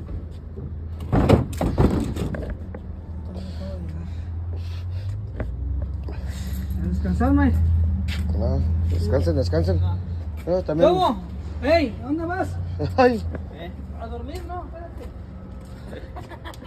¿Ya lo quieren poner a trabajar o qué? No te creas, morro. Pinche madre, no se ve el puto pasto. Chingueta, yo pensé que era el dueño. Es que echamos pasto ahí, pero se comprimió y cuando lo vaciamos, güey, no lo sacó. Yo creo que se fue y se quedó otra vez. ¿Se quedó? Sí, güey, ahora lo voy a tener que sacar a paladas para echarlo ahí en la otra para que se despegue. Nomás despéguelo. Sí, lo voy a despegar. Ya lo voy a para que... Ajá. O a lo mejor también de vez en cuando ¿Qué? les mandan saludos. Y ya los conocen también. De vez en cuando, no sé, depende si es el del recycle o el de la basura. No, pero de vez en cuando porque son del recycle, no se lo llevan los güeyes, nomás va a hacer lo que es recycle, lo tiran, lo dejan nomás. No, pero es que ese pendejo es que se está pegado. ¿Está pegado? Sí, cuando lo vacian, pues nomás cae la pura basura, todo lo se cayó, pero ese menos. Entonces lo tengo que despegar para que cuando lo vacíen caiga todo. Ah, ok. Sí. Sí, ya está. Ay, sí, llegué un poco temprano. Ya diga, chingada. Pensé que era el señor de la casa.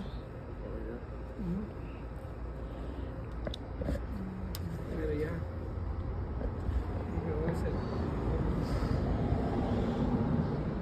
¿Ya se va entonces? Sí, ya apenas acabo de llegar, nomás llegué, me chingué. ¿Calentó la olla o No, o nomás lo que agarró? nomás lo que agarré. Ahorita lo vamos a calentar para que llegue. Lo vacié de la grande, la vela grande, lo puse en Uno otro. pequeño. Sí, para no tener pinche. ¿Cómo lo vamos a meter en la pinche olla grande en el refri? Sí, No, la vacié anoche, lo puse. Pero, nada más que ya.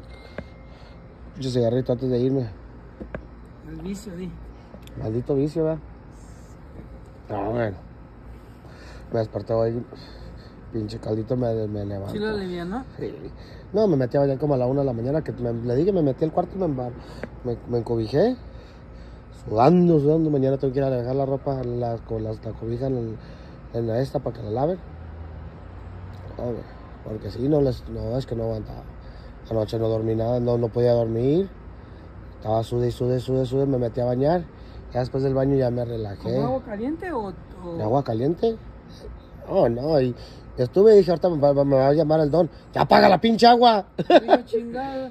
No, porque cuando yo estaba, ya me estaba dando sueño, pero oía el puto motor del baño ese que prenden el ventilador. Dije, ¿quién chinga se les olvidó? Qué males. Por eso ya no quise salir. Después le dije, apáguela, no por ahí por si está o quién esté. Entonces era el don el que estaba. Sí. Ya al último yo vi que sí, ya salió ya. Sí, yo fui, estaba la luz prendida y dije, a lo mejor la dejaron prendida, le dejaron la puerta, está laqueada, le dije, no, es cuando le dije que el don está ahí. Se oye esa madre. No, es que se oye hasta acá. Está pegado, luego está pegado a mi cuarto, pues se oye esa madre. No, todo se oye hasta acá. Entonces, dije, ya dije, ¿no oyen ustedes? No oye nada. Este llega ya, arrancada, chica. Si no, yo cuando el hermano le estaba diciendo, véngase para acá, mijo. Eso fue cuando se lo llevó a usted. Dije, este güey se cayó de extraño. Este dice, ámate, ¿qué traes? Yo te quiero mucho, carnal. Se chingó como unas 3 cervecitas.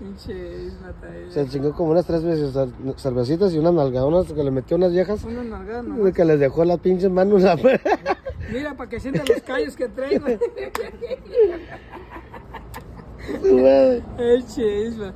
Sabían que trabajaba porque... No lo anda permitiendo porque si no después ya va a abandonar a la señora ahí, va a agarrar aquí una, va a decir, no, ya mejor aquí. Con que agarre papeles esta vez. No, pero pues tiene que hacer sacrificio nomás, pero ahora sí, pero tiene que hablar con mejor la de allá, decirle, ¿sabes qué? Voy a hacer un sacrificio. Que le diga a ella también, aquí yo también voy a hacer un sacrificio. Ahí sí no va a querer, así no. No, hijo de la chingada. No, está cabrón. Así es este show.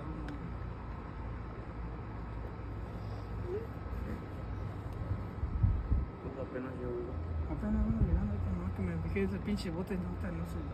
Lo voy a mover con una pinche pala para que se mueva bien y ya. Cuando ya lo vacíen, pues ya. Una cosa, los martes. Ajá. El puro martes, sí. Puro martes.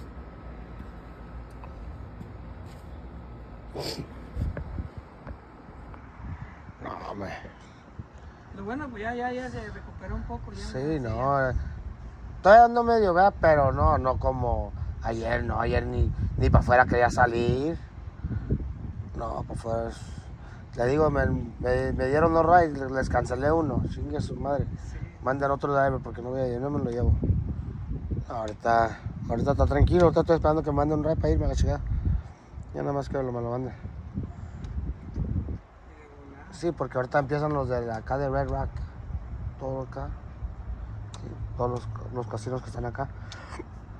Ping, ping, ping. Ordenando con la cena. Ya de las 5, 4, 5. Ya me voy. Sí, no. Pero como que aquí le quedó mejor, ¿no? Porque ayer como que se desvelaba más, ¿no? Sí. Sí, ¿no? Que más pinche de veces. Sí, cuando trabajaba de Uber, hijo de su madre, no me... ¿Te sabe? ¿Cuántas? Sí, nomás llegaba, salía, llegaba, me bañaba y me arrancaba. No, es que acá... No. Es que acá nomás son tantas horas, ¿verdad? No es como el Uber, que allá pues, me quedaba...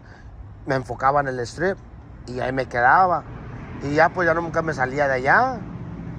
Para no gastar la gasolina, hasta venirme hasta acá. Y aquí pues nomás me agarro aquí. Sí, esta área pues, todo sí, lo que es es de este rumbo. De Decatur hasta lo que es allá arriba el 215. De las 215 hasta ¿qué es la Sahara? No, sí, la Sahara. Sí, la Sahara. La Sahara, todo acá, todo esto otra vez, nomás esta área. Sí, esta zona, todo lo que está bien. Sí, no me gasto tanto en gasolina, en puro tráfico. Porque acá es que no por decir que no hay mucho pinche tráfico. Y lo más que me voy para allá son la Lake Mead, de Lake Mead para acá. Todos los restaurantes que están acá. De vez en cuando sí me mandan hasta allá bien lejos, pero ya nomás le aprendo que quiero que me regresen para allá. Ya me mandaron una comida que viene de allá para acá. Sí, no. Sí. Es como el delivery, pues. Pero tomamos como si fuera Uber, igual lo mismo, pues va.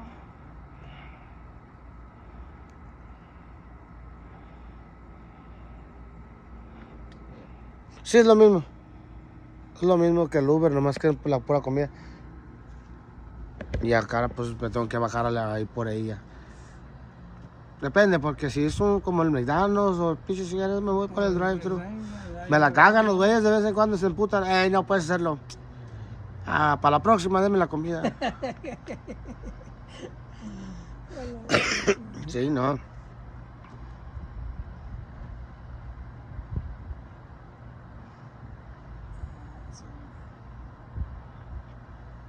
No, entonces hoy se acaba el caldo. Sí, ya no queda nada.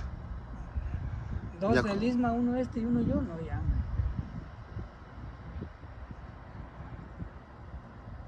Sí. Pinche arroz me cayó bien, me salió bien el pinche arroz esta vez. Sí, ya tenía mucho que no me salía, es que yo siempre batallo. Pinche arroz nunca me sale, güey. ¿Que le queda aguado o...? Depende, duro, aguado. Pinche cigarro, sí se me pegó bien.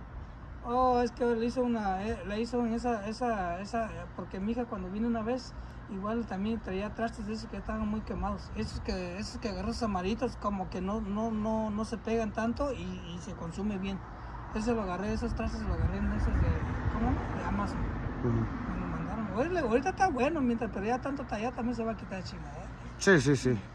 Le digo, papá, dice, hasta que me salió el arroz también aquí, dice, le salió así enterito, bien cocidito, digo, ¿será por el traste? Y yo creo, le digo. Ya, pinche arroz nunca me sale, nunca. Siempre, me sale, por decir, me sale una vez y ya no me huele sal, pero le cambié la manera que lo hice. Esta vez herví el agua, que me puse a hervir antes de la agua que voy a usar para el arroz. No nomás así, no, la herví. Y esa vez, mi hija cuando hizo el arroz puso a remojar el arroz. Sí, mucha gente, es más fácil. Y le digo, ¿para qué vas a hacer leche con arroz? Le decía yo, porque hay veces que mucho no lo puedes hacer para que esté un poquito húmeda, para que no esté chingón tampoco. Sí. Ya lo dejó remojar, y ya después lo echó en ese colador, y ahí se quedó un rato hasta que no tuviera agua. Ya lo echó. Sí. Y yo digo, entonces yo creo que entonces pues, salió bien. No.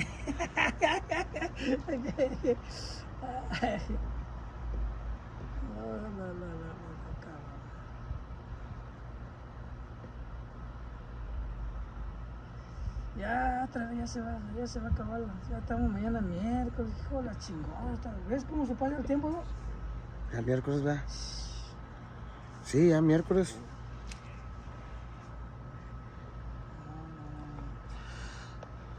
No, pues está bien, maestro. Vamos a llegarle, a descansar. Sí, déjeme ir por mis cosas para irme a la chingada yo. Pues se lo está lavando, le está echando agua 3 veces al día. Sí, no, ya vamos a ver qué rollo, porque no. No sé, porque no, 2 veces. Pero diario, güey, también diario. No, ahorita vamos a ver, ya le quité 2 días. No mames, todo el pinche agua a ver si me llegó caro a que me había llegado como eso. Pero voy a ver si la misma regación tiene esta misma, tiene las plantitas de allá atrás. Allá nomás está liqueando, pero nomás la está liqueando para el lado, ¿verdad? ¿Eh? Una de esas se me hace que la está liqueando para el lado. ¿Cuál? La no que sé, está por la alberca. Voy a ver. Pero tiene que tener los 2 tiempos, hijo. Tiene que tener los 2 tiempos la misma. Está abierta de allá. Aquí es el mismo control que tiene. A lo mejor tiene No, es una misma, esta misma riega ahí. Sí, no sé cómo chingaba, pero el chiste de que no. Ahorita voy a ver si también está regando, no sé que se haya cortado, se mueren esas y esta está regando. si se seca es tu culpa. Está abierto. ¿Está abierto? Sí. Eso espero, sí, no le digo. Bueno, ¿cómo ya llegamos? Sí.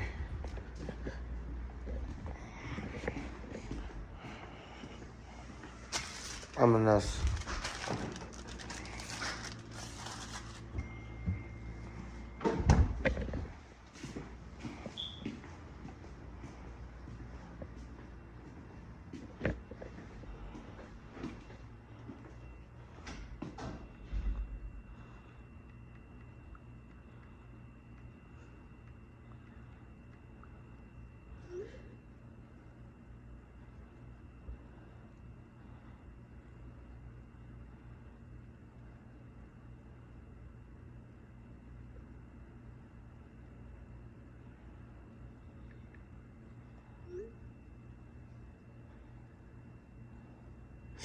Who's tapping?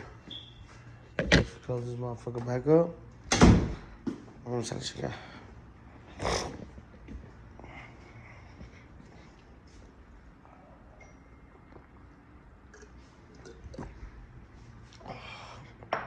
I'll leave that right there. I'll come watch it later. Let's get up out of here.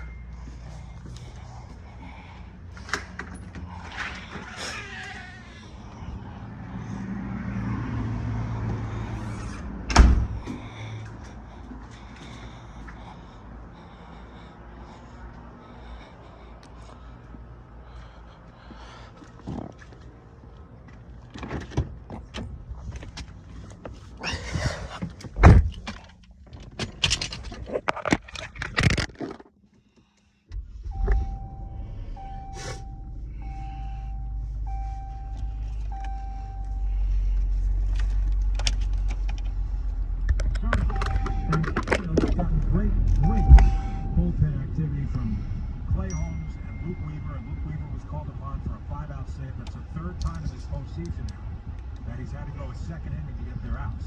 2 5-out saves and a 4-out save. And sometimes that eventually catches up with you. He got out of a second and third 1-out jam actually very easily in the 8th inning, which was thrilling. But you know, the more you do that and the more they see you, the more that usage of pitching. Yankees have the decided edge. I fully get it. But you know, I keep hearing people say they can't hit. They're not a great offensive team. They're a good offensive team. Jose Ramirez hasn't hit this postseason, which scares the hell out of me, and I think he's going to wake up one day. Steve,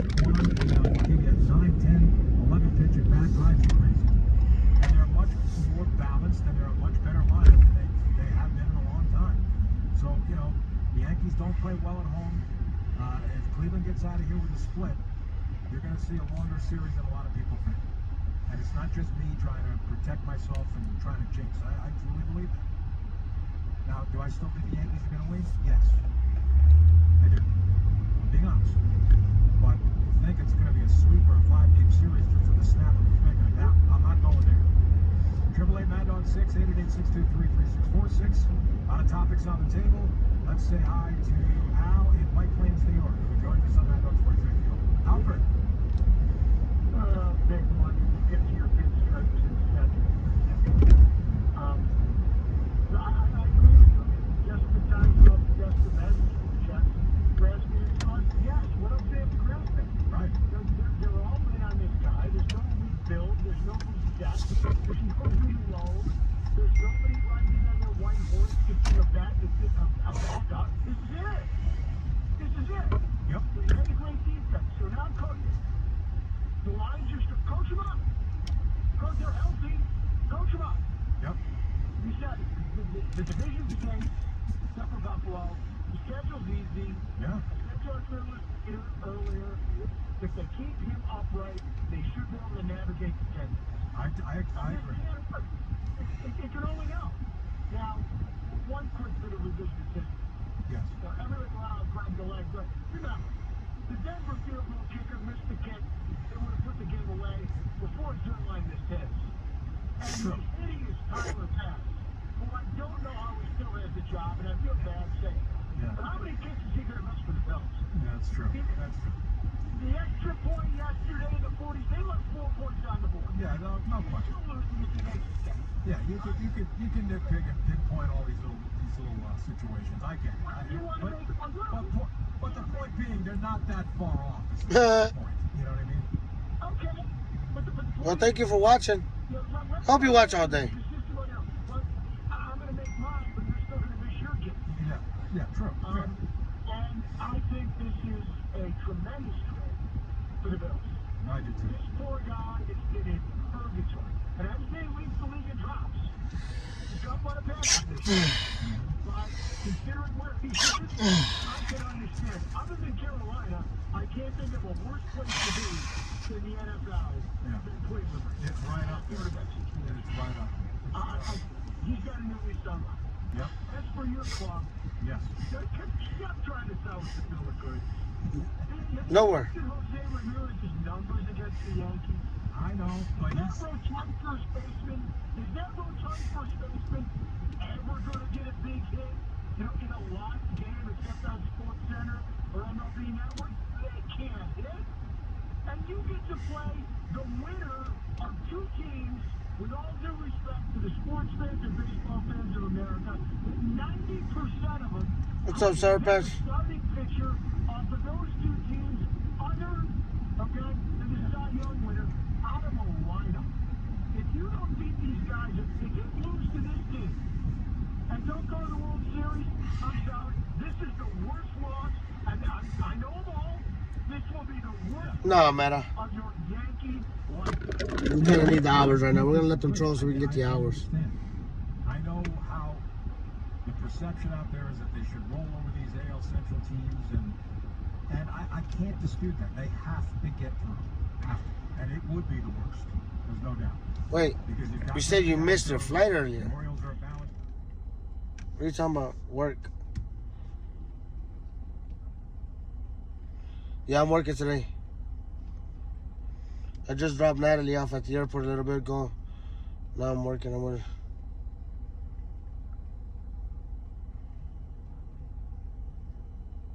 So how are you at work? I thought you said you weren't leaving till Friday.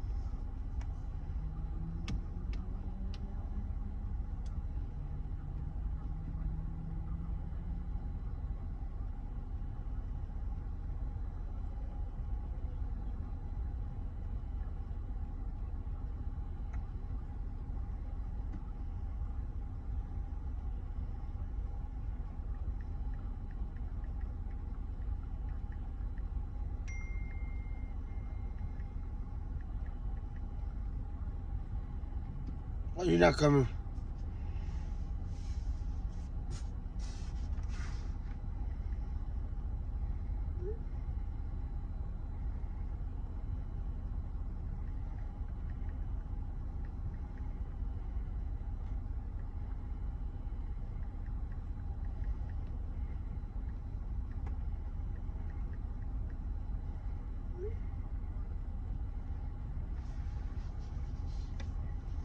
I thought you were already here. You told me Sunday you were here.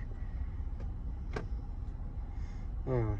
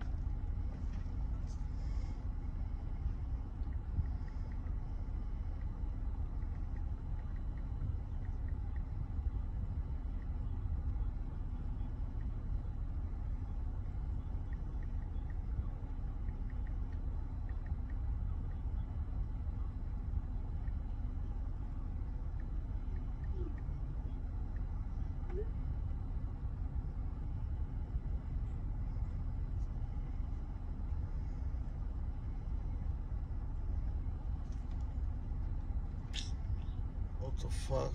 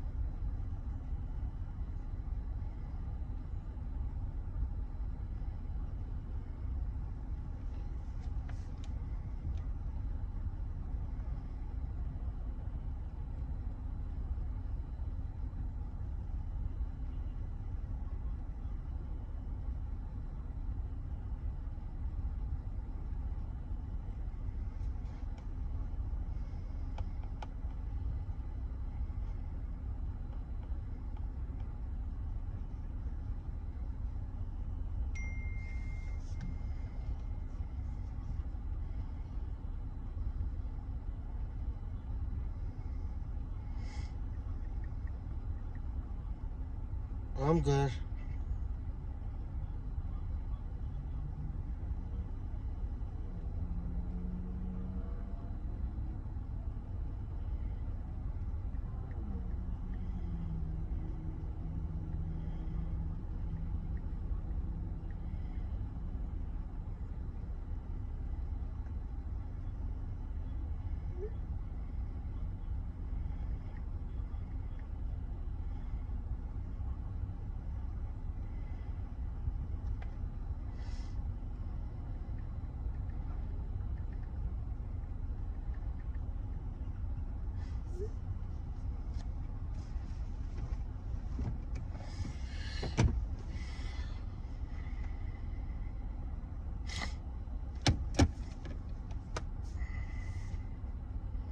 I'm fucking tired, guys.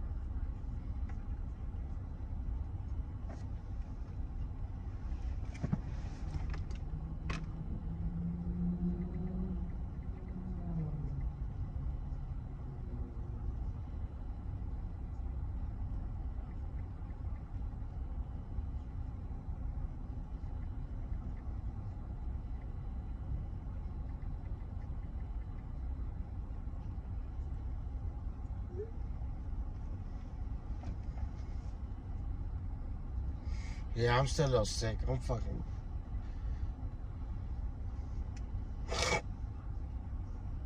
like shit.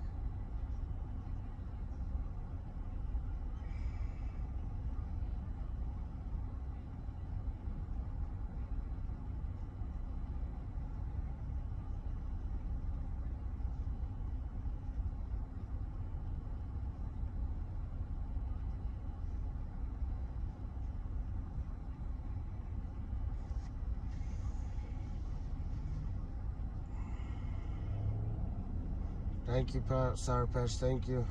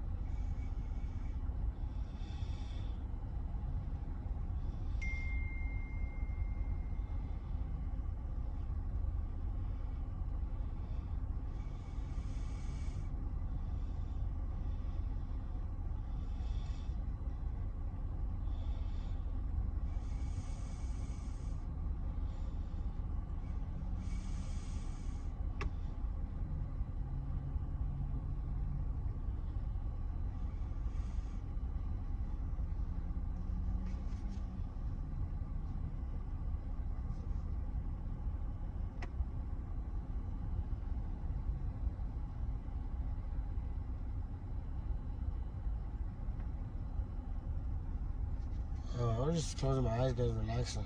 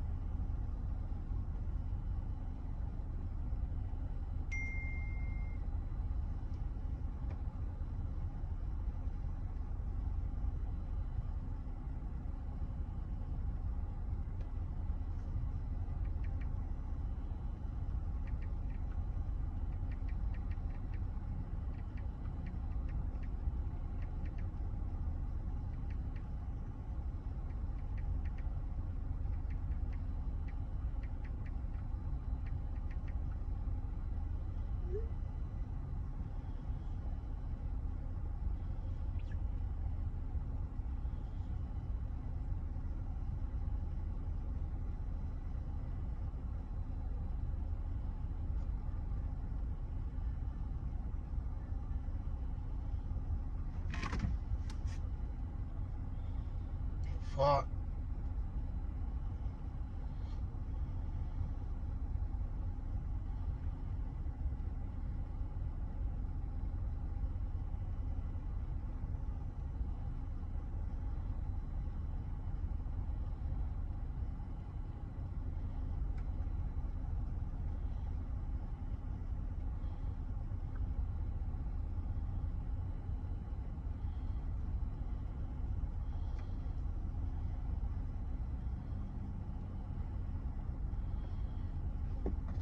Alright, let's go.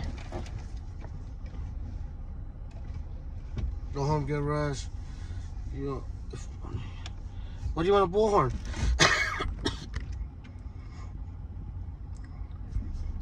Let's go. Get to the money. Shit, I got bills to pay, man. I can't go home. I got no fucking money.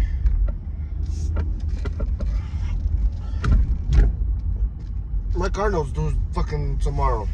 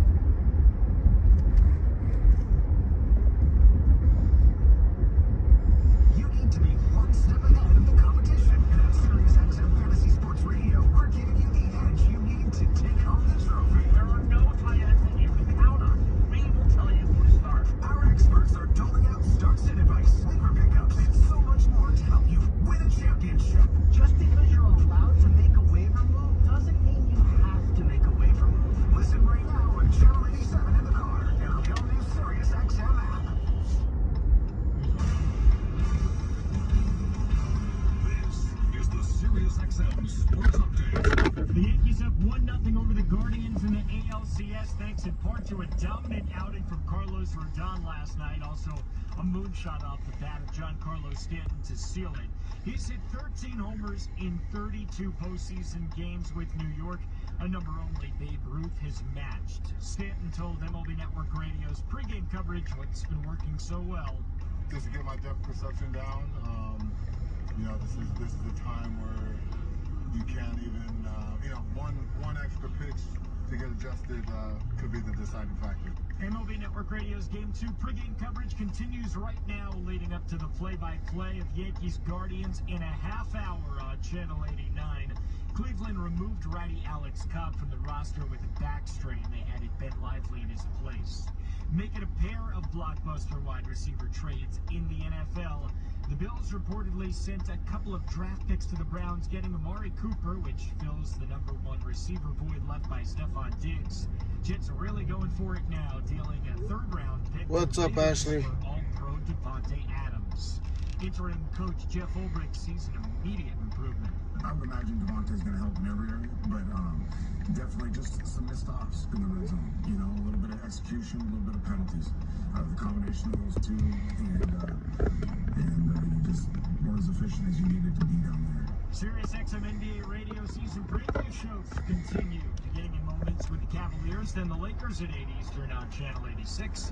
Doubleheader on Sirius XM NHL Network Radio. The Lightning hosting the Canucks right now on Channel 91. This is Alex Perlman. If it's happening in sports, it's happening on Sirius XM.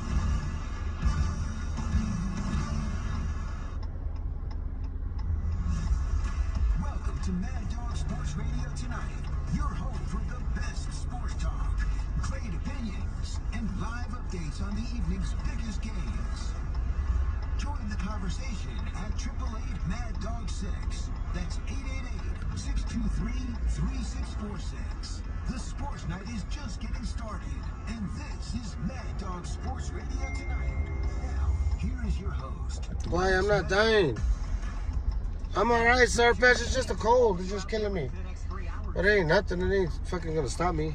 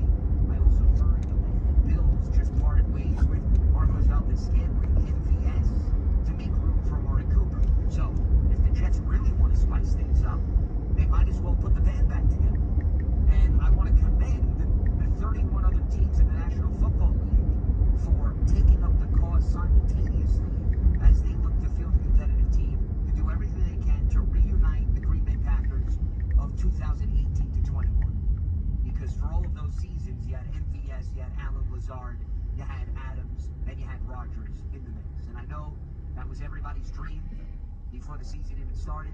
And now it's nice to see and hear that all 32 teams are holding hands and on the same page singing Kumbaya. So finally we achieved peace and tranquility. And it took a pair of trades in the NFL landscape. I'm not saying it like that. The other thing that I want everybody to keep in mind. Yeah, I'm not. It's not just a cold. It's not nothing bad. It's just. It was also announced right before. I'm not giving myself time to steal, but it's alright. It's gonna be. I'm gonna be straight, guys. This shit ain't gonna stop me.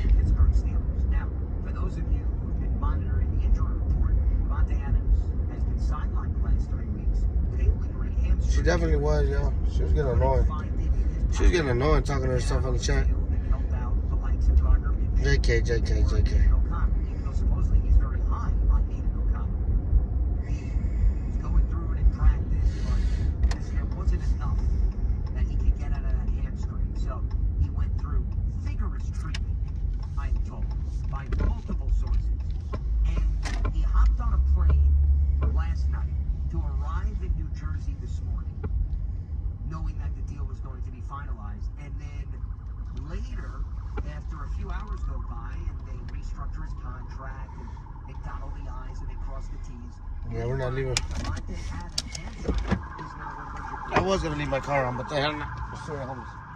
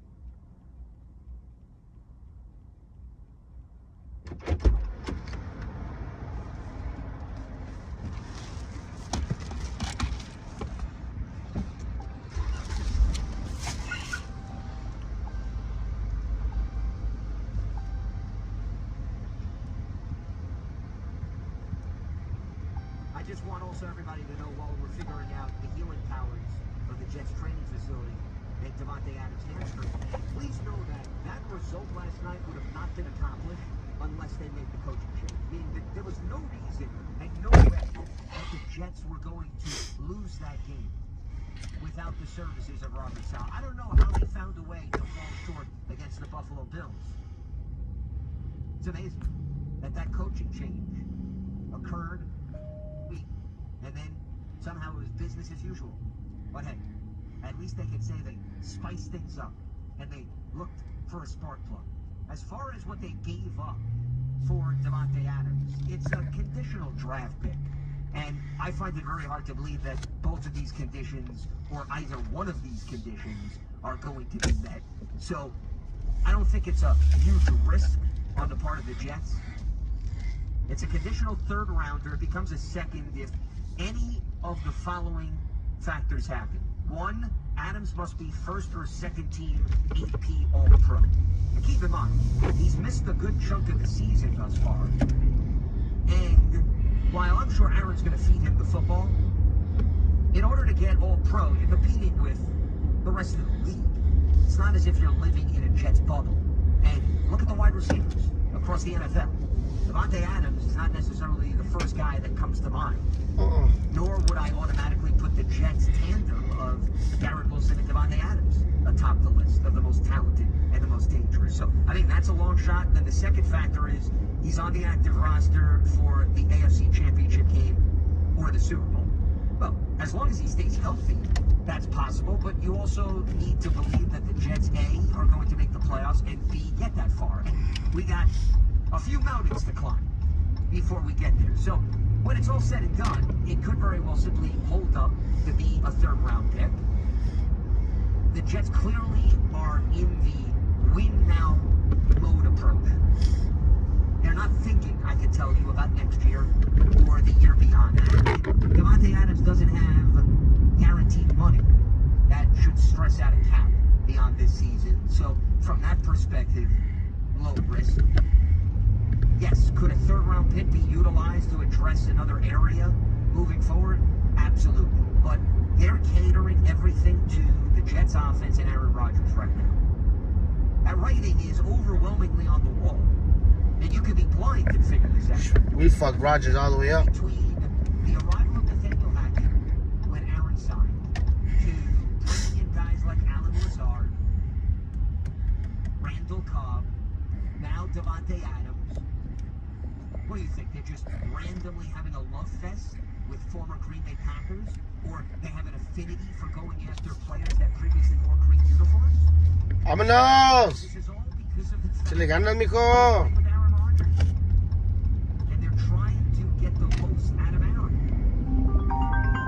They believe you accomplish that feat is you bring in player after player after player that has worked with him, that understands his tendencies. And it's interesting that this trade occurred in the wake of when he spoke with the media last night. Aaron had indicated that on an interception, which turned out to really be the game-sealing play, since the Bills picked up a first down with Josh Allen shortly after that and managed to run up the clock. Referring to the play that Taron Johnson, who just returned from injury, I thought played very effectively for the Bills. You can see Buffalo capitalized from 2 individuals returning in the secondary. Not just Taron Johnson, but also Taylor Rapp, that we'll get to. And that supposedly also ruffled the feathers of a lot of people. Oh, here we go. Aaron throwing somebody else under the bus. When anything goes wrong, the man doesn't take responsibility, which I think is completely off base. He does take responsibility. It's not as if he's celebrating his own accomplishments. He was just providing an explanation. I didn't think it went too far. I don't think there was ill will, but you look at a receiver that he doesn't have a wealth of reps with, to now go in the opposite direction of bringing in somebody who does. You think that's also a coincidence? So all of this is adding up to making sure that everything that Aaron Rodgers needs to get this offense back on track is around him. And if that means sacrificing draft picks a year or two down the road, so be it. They're not going to hesitate in doing that. If they gave up multiple picks, I'd have maybe a bigger problem with this move, because I don't think Davante Adams is a long-term answer for the Jets. I think he's an Aaron Rodgers answer. So if Aaron moves on after this season, then anyone who has ties to him doesn't hold nearly as much value. Davante's also 31 years old. This is his 11th season in the NFL. While he could still produce, don't get me wrong, you're not acquiring a player that is entering the prime of his career. So no matter how you want to spin it, no matter how you want to analyze it, this is all for now. Not tomorrow, not 2 years down the road, now. Buffalo did the same thing by going out and grabbing Amari Cooper. Amari also an established veteran. But the Bills are saying to themselves, we have a legitimate shot to win the AFC East this year, get in the playoffs and compete. Especially after they built some distance between themselves and the Jets. Last night was a victory. They're 4-2. The Jets are 2-4. And they have the tiebreaker as it stands right now on the Jets. Of course, they have to beat again later on in the season in Orchard Park, but still, that's a nice little cushion in the early stages of the season. But Josh Allen lost Stephon Diggs and Gabe Davis. There are not a lot of proven veterans in the receiving corps who have been there and done that. So Buffalo says to itself, well, if Cleveland wants to move on from Amari Cooper since they're not going anywhere, might as well take a chance on a solid wide receiver who could still make plays, but he's 30 years old.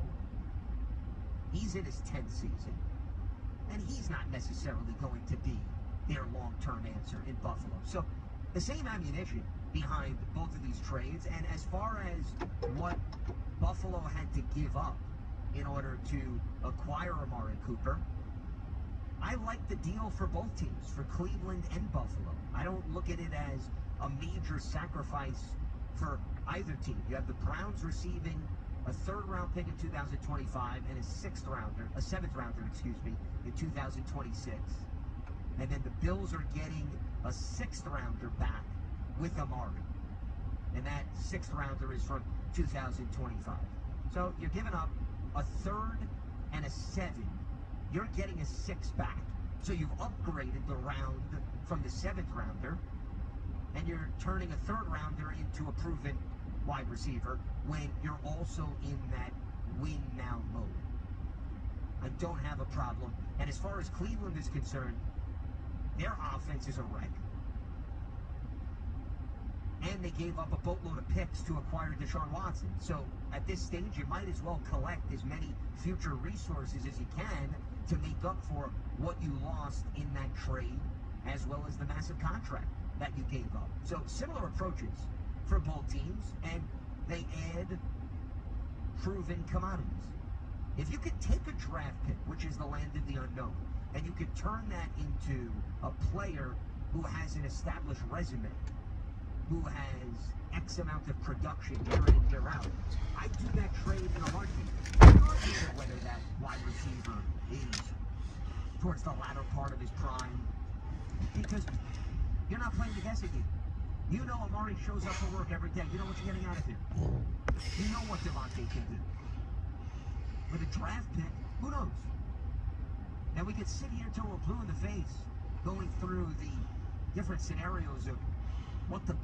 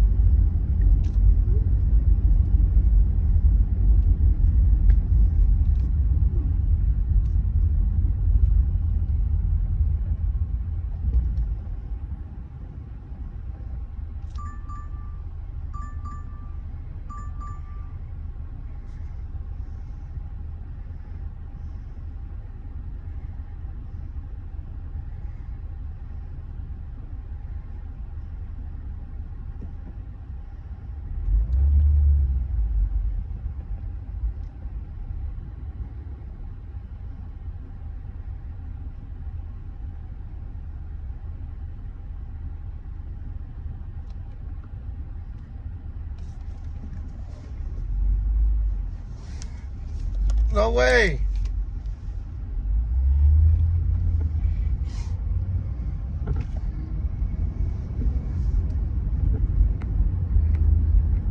On what?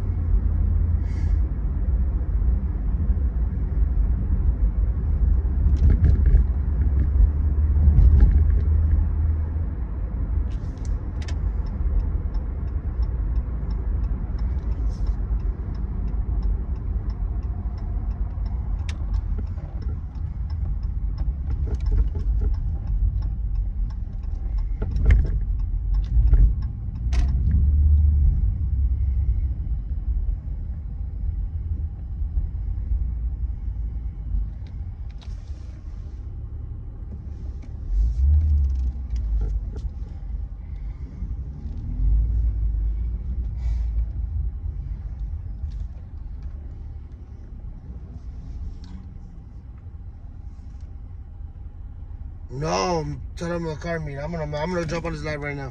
Tell him I'll jump on his live right now.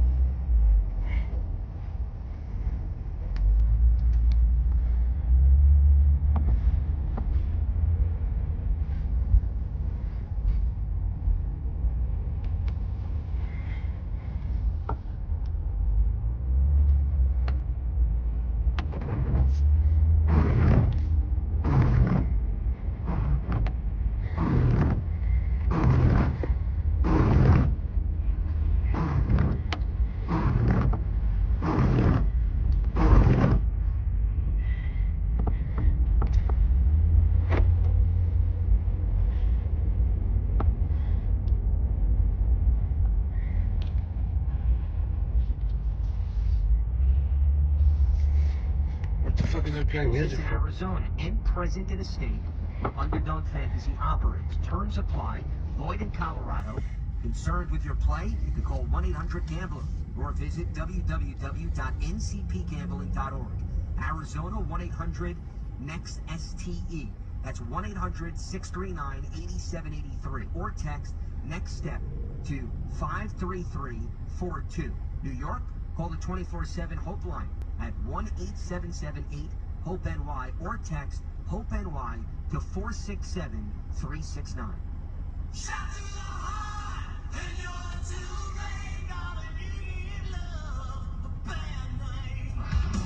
Welcome back to Mad Dog Sports Radio tonight. Call 888-MAD-DOG-6. That's 888-623-3646. And sound off with your take. Now back to your host, Lance Meadow. And you can also follow and interact with me on social media at Lance Meadow, one word, last name, MEDOW, as we are reacting to the pair of wide receiver trades. Davante Adams going to the Jets, Amari Cooper to the Bills. I guess Dolphins, Patriots, get your act together. Let's go, do something. Somebody poke the bear here. It's kind of boring how only half of the NFC East is busy on this Tuesday evening. But to distract you from that, the good news is Davante Adams somehow has healed his hamstring. And I can't tell you how shocked I am, how stunned I am, how happy I am that that man finally got out of the wheelchair and can now walk again now that he arrived in Florham Park, New Jersey. And we're trying to get to the bottom of it. The good news is we still have 2.5 hours to toy with here as we take you till 10 p.m. Eastern. And if you have any ideas as to what's going on in the water and what the ratio of H2O involved is, so we can conduct some additional experiments and consult our scientists, please do not hesitate to give us a ring or reach out to me on social media. As far as the Bills-Jets game is concerned last night, red zone inefficiency was a big difference as the Bills in the first half were able to punch it in and make that count, whereas the Jets failed to do that. And then, of course, there was the late interception and the penalties. The one number that I can't get over is the fact that the Jets had 11 penalties for 110 yards. Now, the Bills also had 11 penalties for 94 yards, but you're not going to win many games if you rack up over the century mark in terms of penalties. Just not going to happen. The Jets did everything in their power to extend drives for the Bills.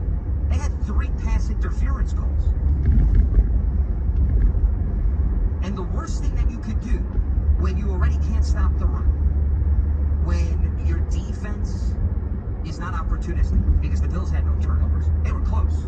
Josh Allen fumbled the ball, and then yeah, come on. His teammates ran towards him. Actually, you can stand right there. I got a couch. So if you can't do any of those things, then the last thing unless you're gonna rub my feet. If you're gonna rub my feet, you can stay in my room. I definitely need my full rub.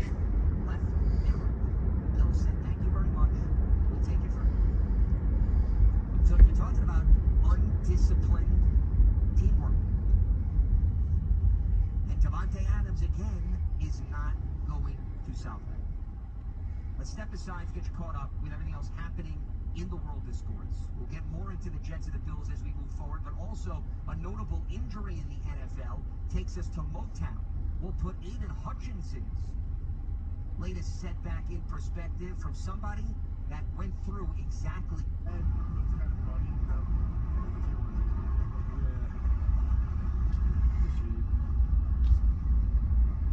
Yeah, I never heard of him. People are saying, Babykhaled702, what's going on, brother? How you doing?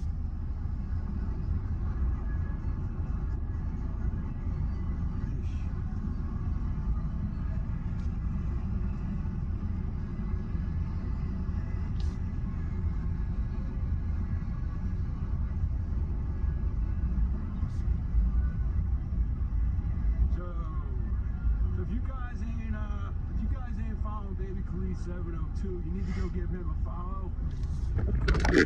Another live streamer out here in Vegas. One of the reasons me and Jay started doing this actually by watching his streams and kind of inspired us. Just met him recently, awesome guy. So yeah, definitely go give him a follow. Most of you probably already are, so But if you're not, you definitely need to be following him. So this is Miracle Mile out here, and this is no problem, man. We appreciate you, man. Like I said, like, you know, watching your streams and stuff, and it was like, you know, why aren't we out there too, you know? And you know, everybody welcome them to us, you know. So we appreciate it. Yeah, Planet Hollywood. I love the casino in Planet.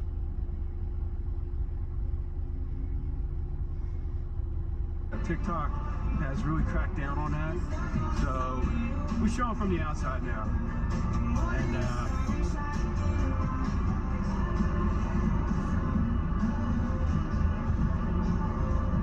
yeah, we definitely got to meet up, man.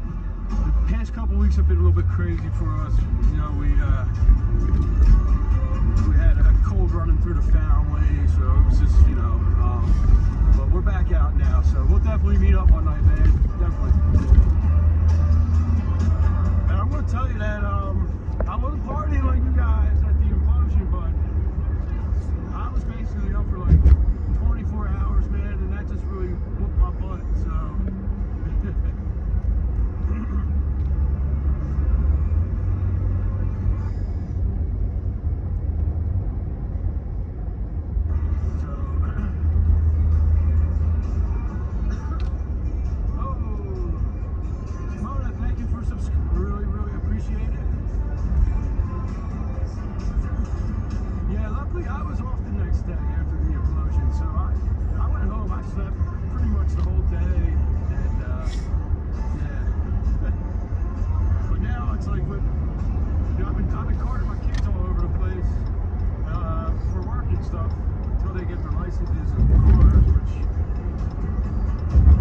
Yeah.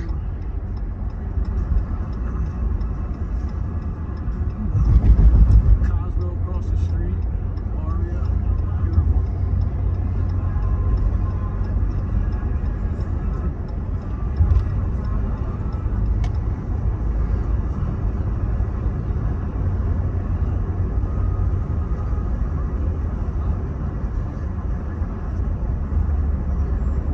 Here's the New York Towers, man. That's where me and Jay are going to retire to. Well, I don't want to say retire, because hopefully we'll be living in there before we retire. Well, I think you just resubscribed, baby. I just got a notification, so.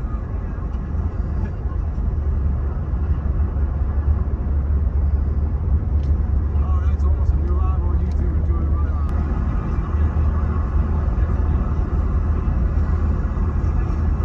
Yes, go follow Babykhaled702.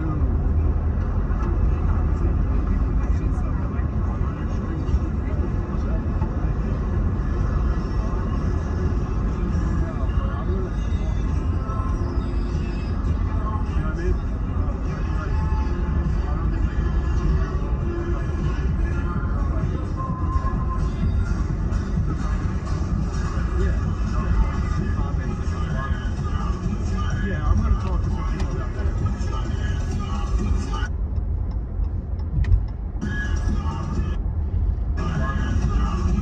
Yeah, I'm going to talk to some people out there.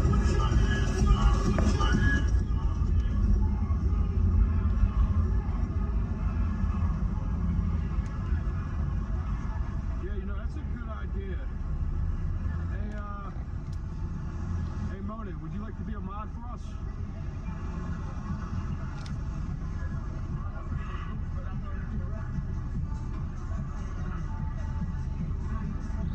I don't know if she heard me, but if not, I'm going to write her after. I'm going to write her because a lot of times, you know, we miss some stuff. Yeah, she's on here all the time. I really appreciate it. So there's a few people I was going to ask. I was going to shoot out some DMs to a couple people. Let's see.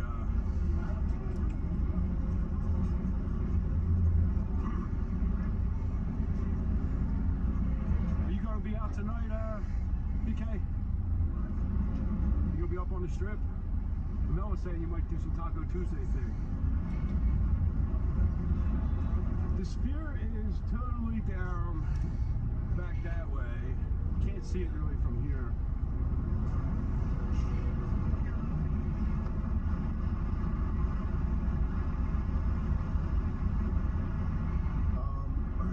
We definitely are going to, I want to do a nighttime walk around the sphere.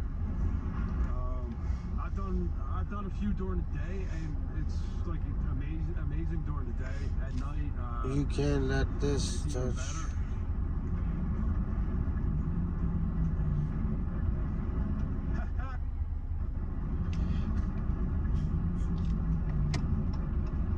That's right down the street from my house, man.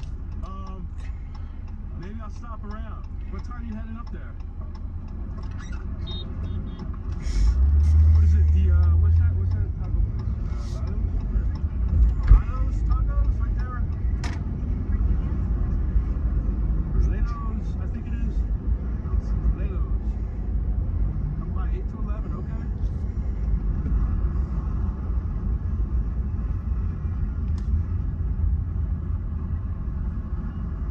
Yeah, that is right around. Oh, it's a food truck. There's that taco place in there too. That's really good. My son, me and my son go around there a lot. Right there in that shopping center.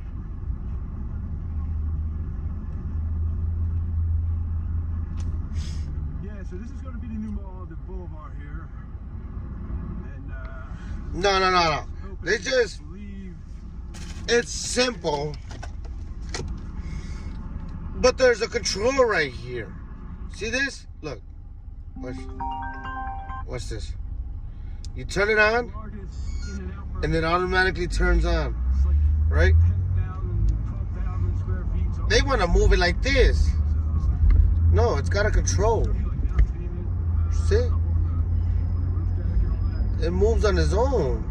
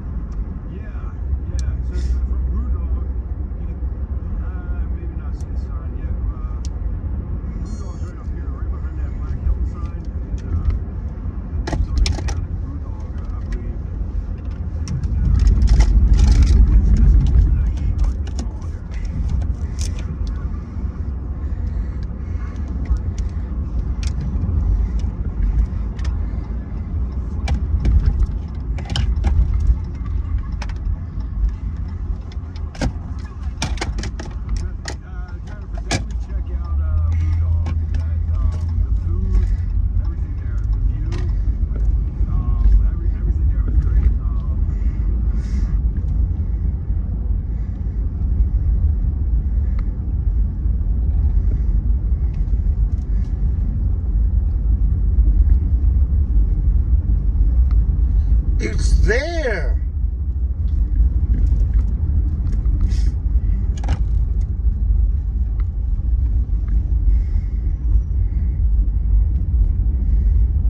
And all I did was tell her not to move and stand still. She couldn't do that.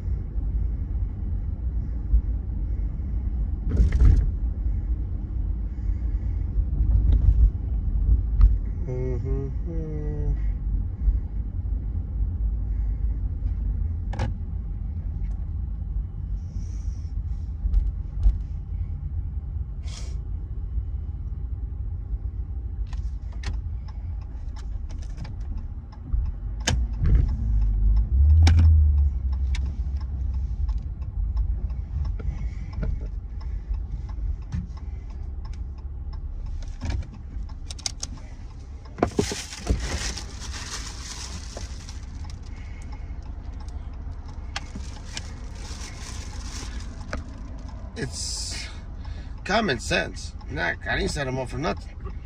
It's common sense.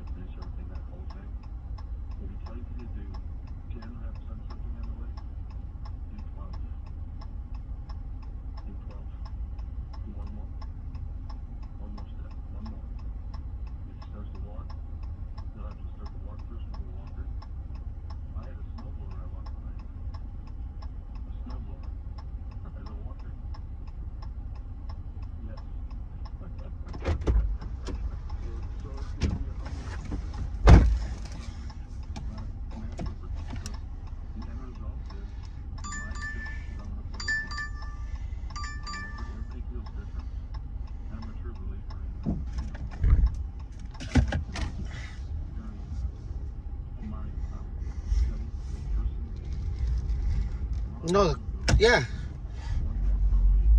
Okay. But somebody with a little bit of sense would have asked. They didn't even ask. See? How can I move it? Nope. They figured they just moved the whole brand, the whole arm.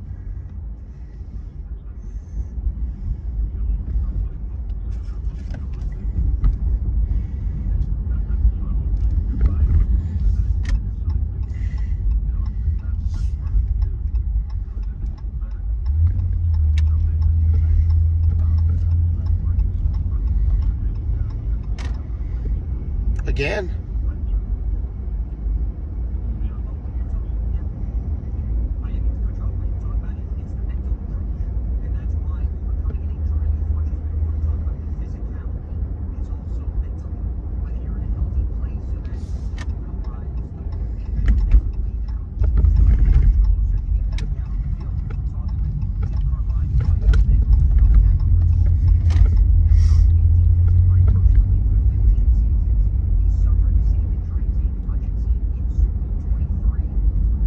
Throwing what under the bus? I'm saying. What's that saying, guys? What's that saying? It's an old saying. Closed mouths don't get fed. And there's only one dumb question in the world, and it's a question not asked.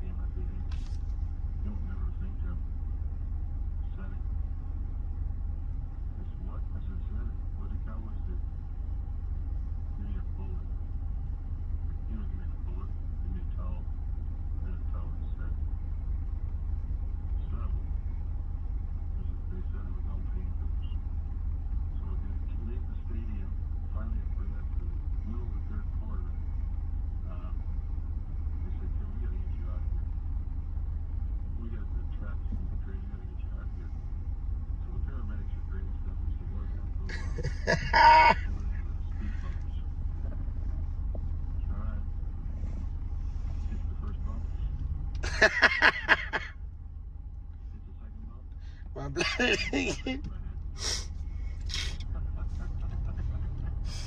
Hey guys, should I post a picture in gray sweats? I should make a TikTok dancing with gray sweats. What dance should I make? What? It's gray season, gray sweat season. I think it's time for me to make a dance.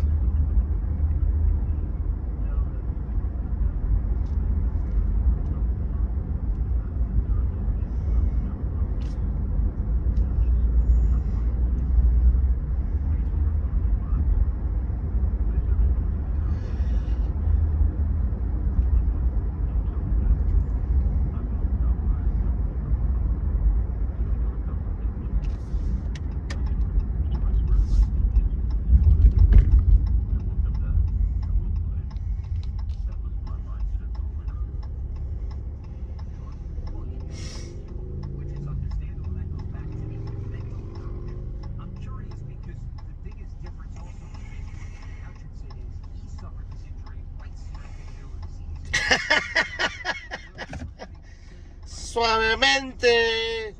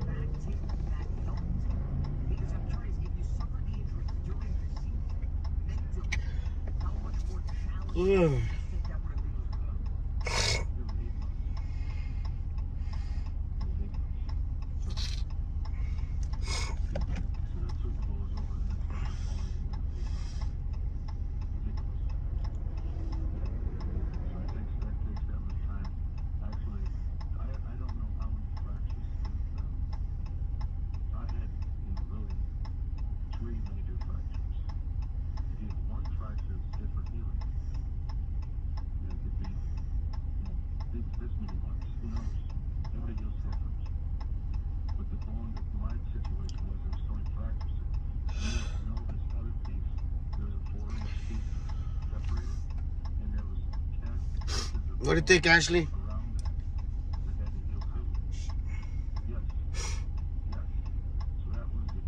I could do the helicopter.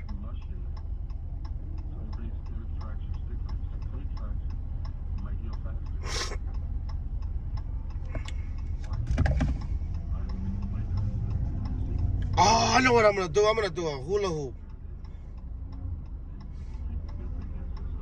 I'm gonna do a hula hoop in gray sweats.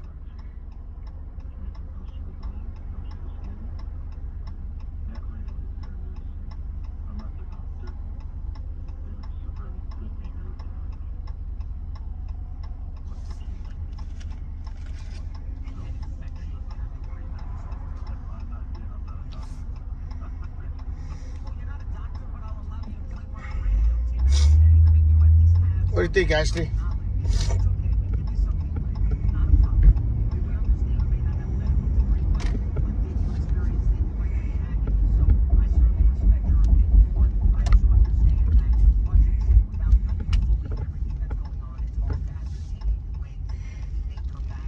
The fuck am I picking up at T-Mobile? Well, Polly's.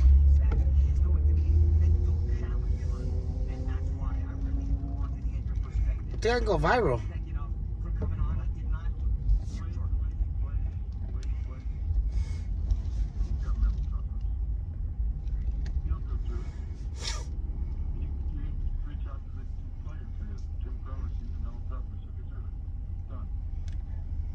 Gray sweats and no draws. Gray sweats and no draws.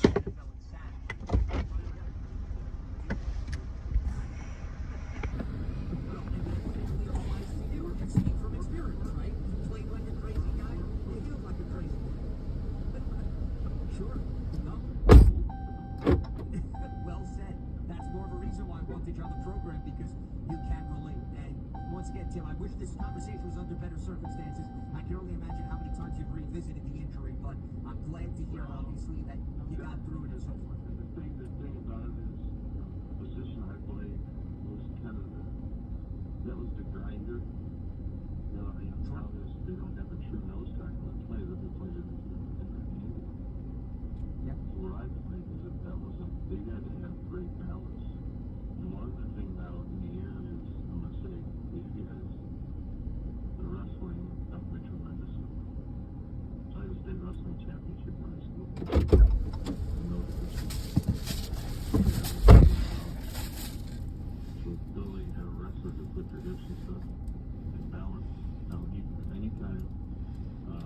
Screenshot?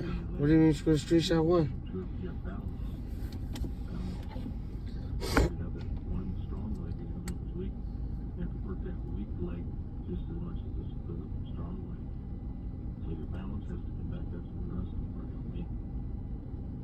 Well, and that's why I'm sure that skill set applied to the NFL was no doubt about it, and also obviously, as you can attest to, helped in your recovery. Listen, Tim, I could talk to you until I'm blue in the face. Unfortunately, I'm up against the clock, but I really appreciate you coming on and sharing your own experience and your story, and I certainly look forward to talking down the road. You didn't see nothing, what? What are you talking about? I don't get what you're saying. Tim Crumrock, former Bengals nose tackle for 12 seasons, broken fibula and tibia. His leg is 23, which is what Nathan Hutchinson is now looking to recover. We'll reflect on what Tim had to say, as well as the fact that Davante Adams and Amari Cooper trades right after this on Channel 2.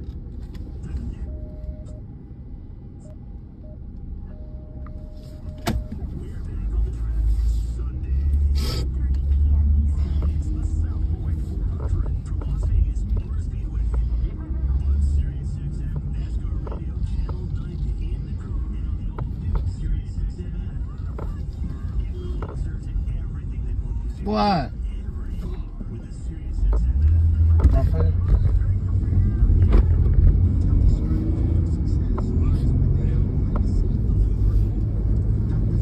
Y'all really want to?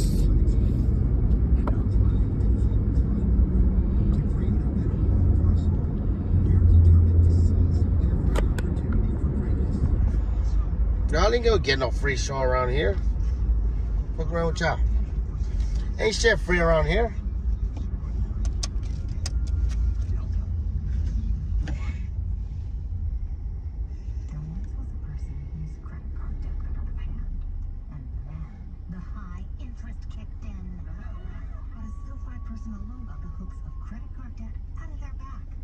Because I wasn't going to let you see the gray sweats.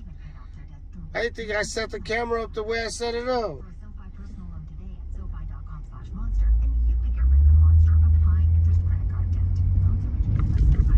Y'all ain't finna screenshot me wearing gray sweats. I just had a whole bunch of ladies at the grocery store looking at me crazy.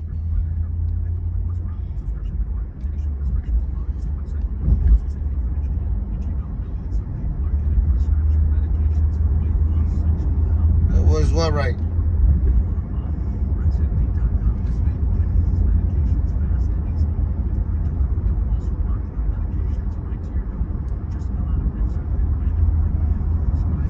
I actually gotta go buy some smaller ones because I gotta go buy some smaller sweats, some joggers, some different joggers because these was when I was fat. Gotta go buy like 4 or 5 more.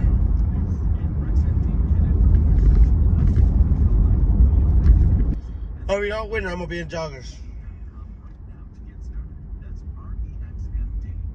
Joggers and no boxes. Just free balling like a motherfucker. No draws. I think it can change yours too. I struggled with putting for a very long time. Nothing I did seemed to work. Last year I switched to a Lab Golf broomstick putter and won back-to-back PGA Tour events for the first time because of my putting. With my Lab Golf putter, I was able to be an athlete, focus entirely on the line and the speed. Instead of being cautious, I could be aggressive. Lab Golf putters will help you do that too, thanks to their technology. What do you mean to the teeth? It's called Y-angle balance, LAB, and you have to feel it to believe it. It doesn't matter if you use a standard length putter or a broomstick like mine. A Lab Golf putter makes putting simpler because it's the only putter that stays square by itself. Head to labgolf.com and give it a try. You'll be glad you did. And Lab will hook you up with a 10% off if you use my code, Lucas Glover. 2K your way with SiriusXM channels designed to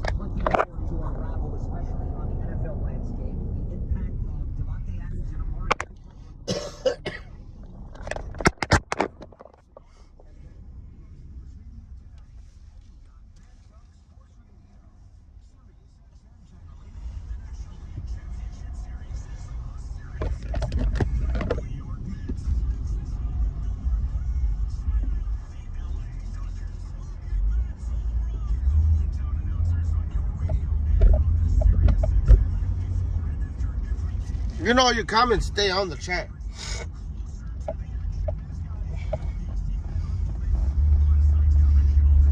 Oh shit, hold on.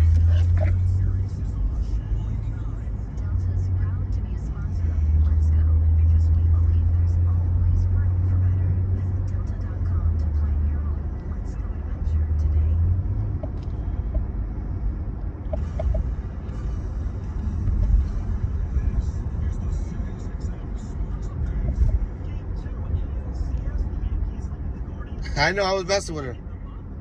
Man, I didn't even know you were still here.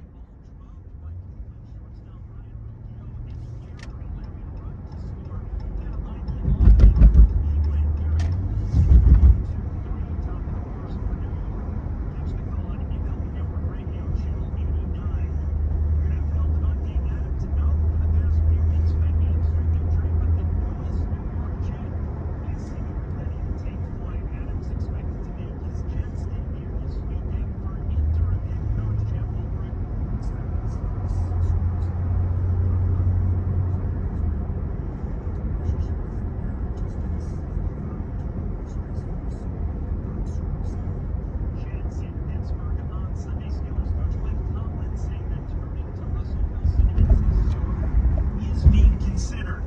Bills acquiring a wideout Amari Cooper in a deal with the Browns for the second straight year. The Vikings have traded for running back Cam Akers.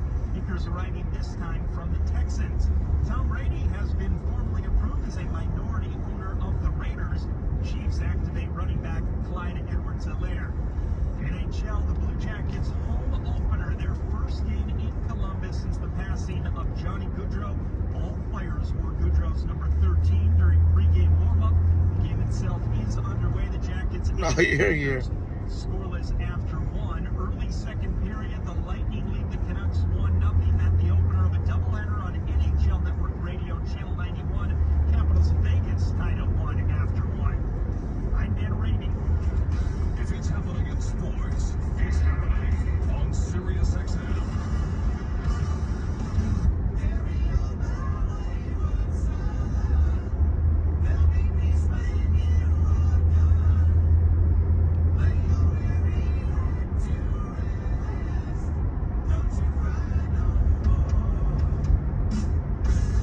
Mad Dog Sports Radio tonight, keeping you up to date on all the things happening in the world of sports. Now, here's Lance Meadow.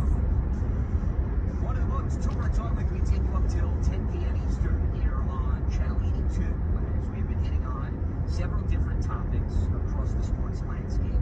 The injury to Aiden Hutchinson, to wide receiver trades as Amari Cooper is heading to the Bills, Devontae Adams to the Jets, and how both teams feel they need an additional playmaker. But I can understand it a lot more for Buffalo versus the Jets because the Bills didn't really have that veteran that has an overwhelming amount of experience and can get you a key third down conversion, is reliable, can make contested catches.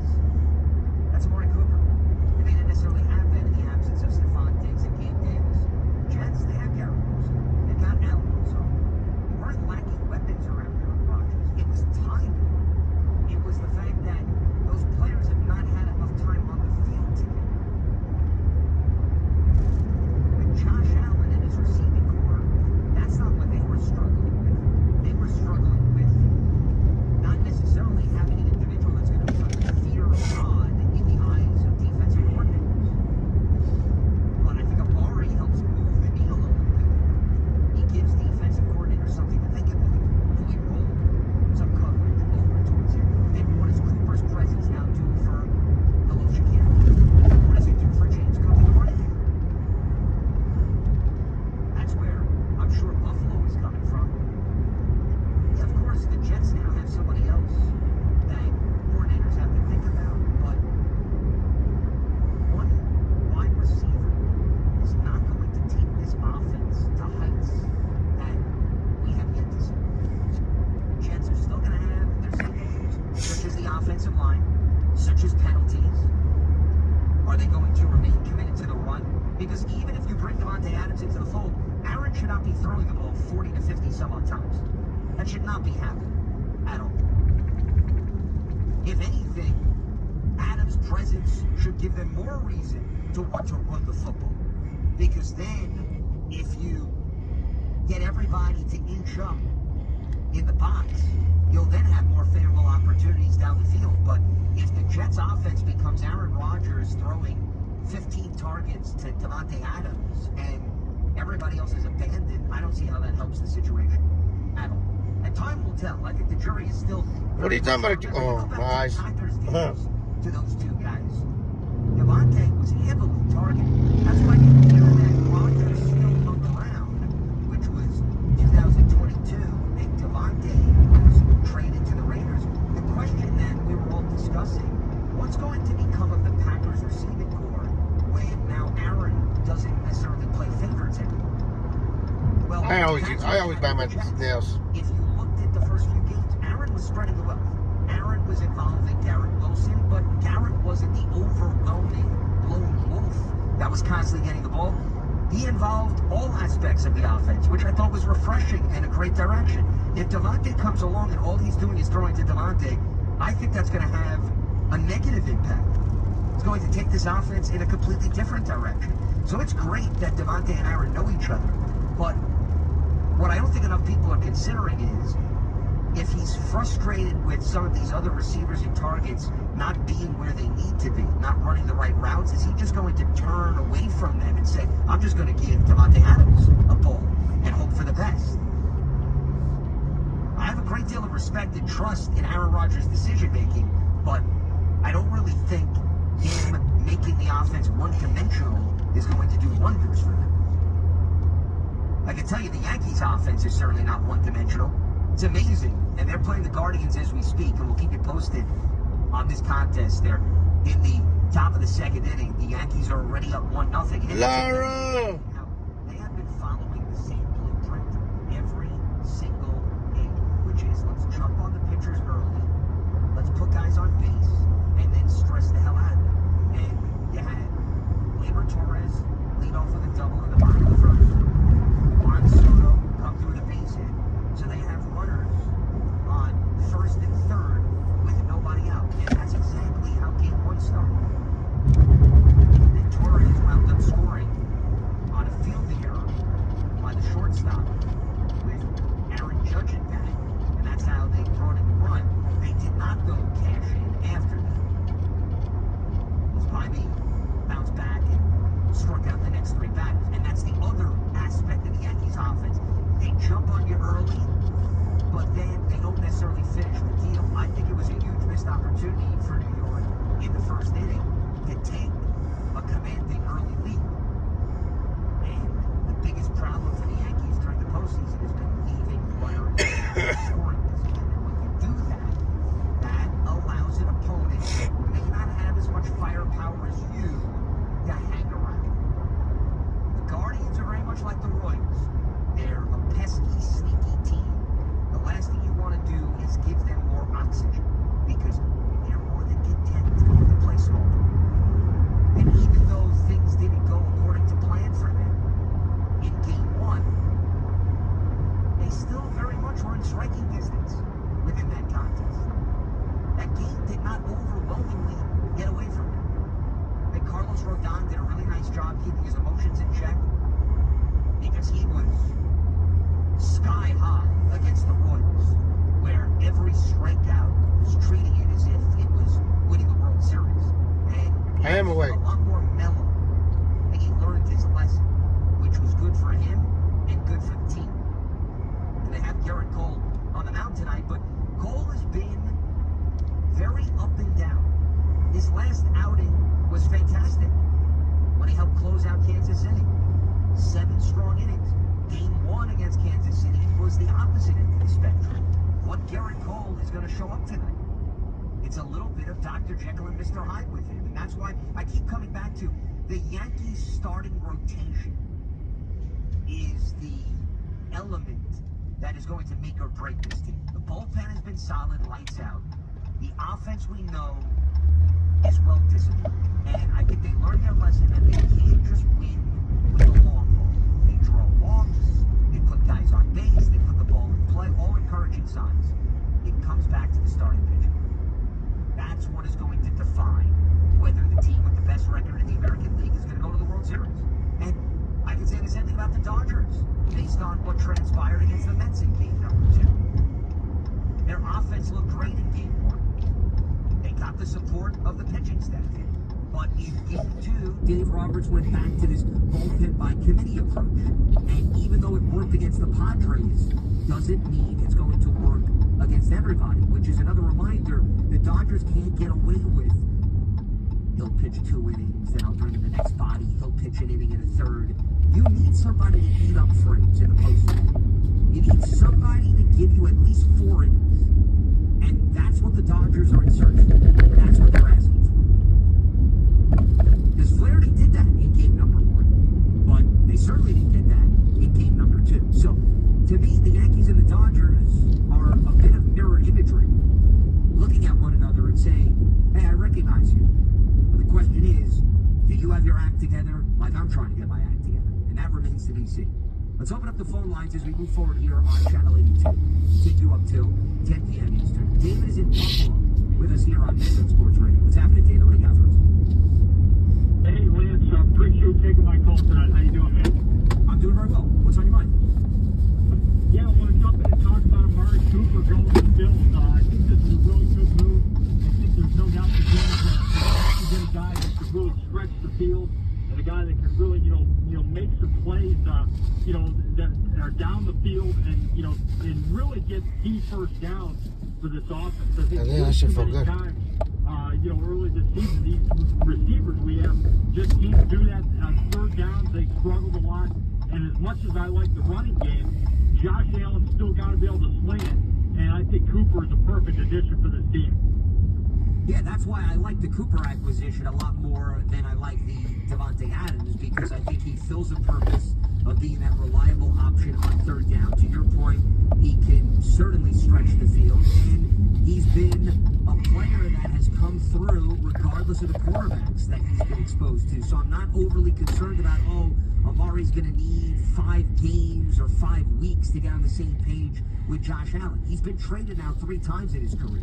And I think if you look at all of the stages of the trades, there wasn't that lengthy grace period. So that's another reason why I'm encouraged. I think the receivers that they have currently on the team, they're not known as being polished route runners. I think that's the biggest difference, what you could catch. Keon Coleman's a rookie who's still going through the learning curve. I would not consider him a finished product.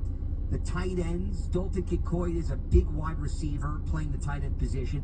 Dawson Knox is also a big target, but not necessarily a polished route runner. And James Cook is a dual threat guy, and I was pleasantly surprised by what Ray Davis brought to the table, filling in for Cook last night. I thought that was a positive sign because they actually ran him down the field on the left sideline, and he hauled in a pretty nice pass to help continue a drive. So they're going to have a nice mix, and they've got some speedsters, but they didn't have the anchor in the receiving core, and that's Don't leave me here at this house.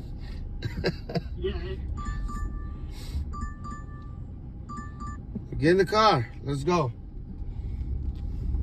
Yeah, I'm working, Tony. Well, this morning I didn't really work because I only worked for a little bit, but that's because I had to take Virgo and Natalie to the airport.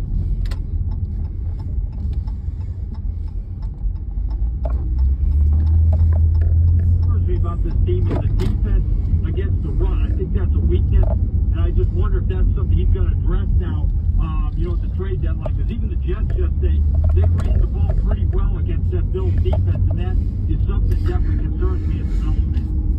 Well, and also the health and well-being of the secondary, too, and appreciate the phone call. They got some guys back yesterday, which helped the cause immensely. I thought Taron Johnson provided a necessary spark. He's a heck of a nickel corner. But he had been out since week 1 with a forearm injury, and then they got Taylor Rapp back, their safety, and I can't tell you how many plays he made. There was actually a touchdown pass. It was at least written all over it when Rodgers connected with Garrett Wilson, and then Rapp came over from the left side. I like it. Hit Wilson, and that was responsible for knocking the ball loose. And as a result, the Jets had to settle for a field goal opportunity, and what happens? Greg Zuerlein off the upright, and Doink the Clown gets the last laugh.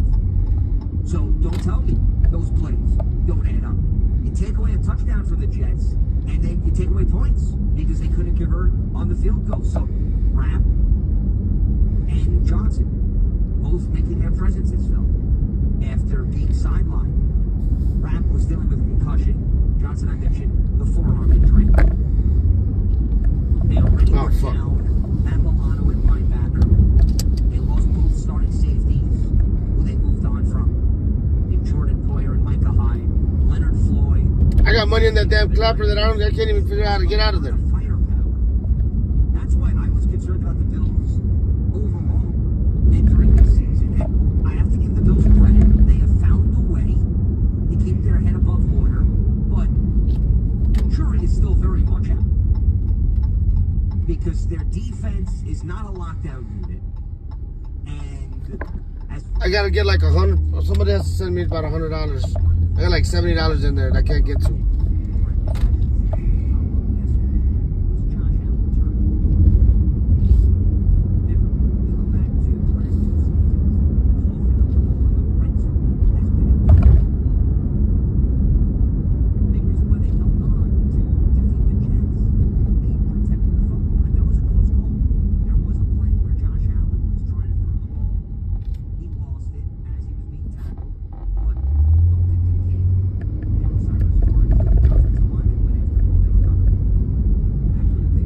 Hey, Meta, the thing's at 713 now.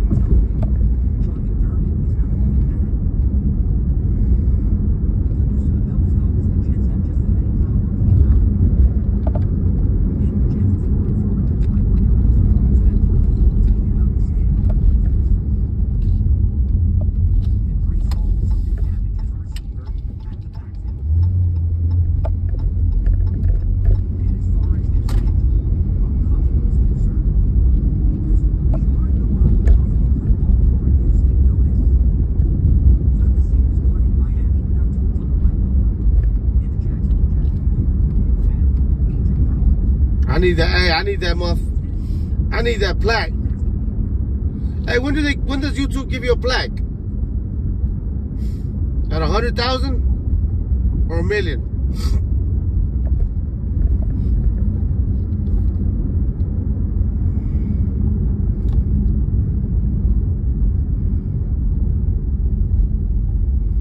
$100K subscribers.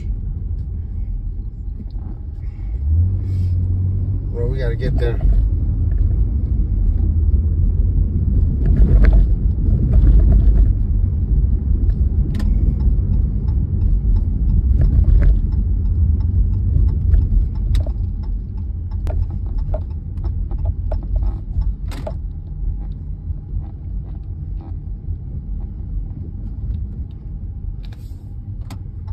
First milestone's 100K. Let's fucking go. That's the shit I'm talking about, matter. Oh, I got a bit.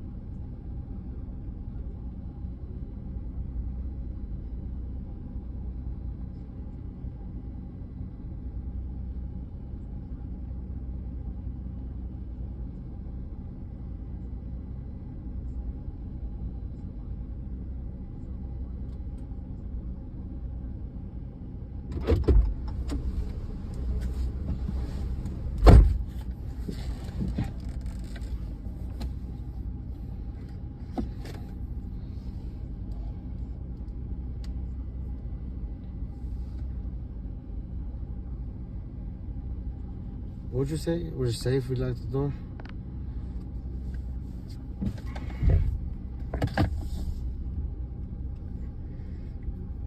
How many does Vegas Policy have on YouTube? Meta? I never paid attention to it.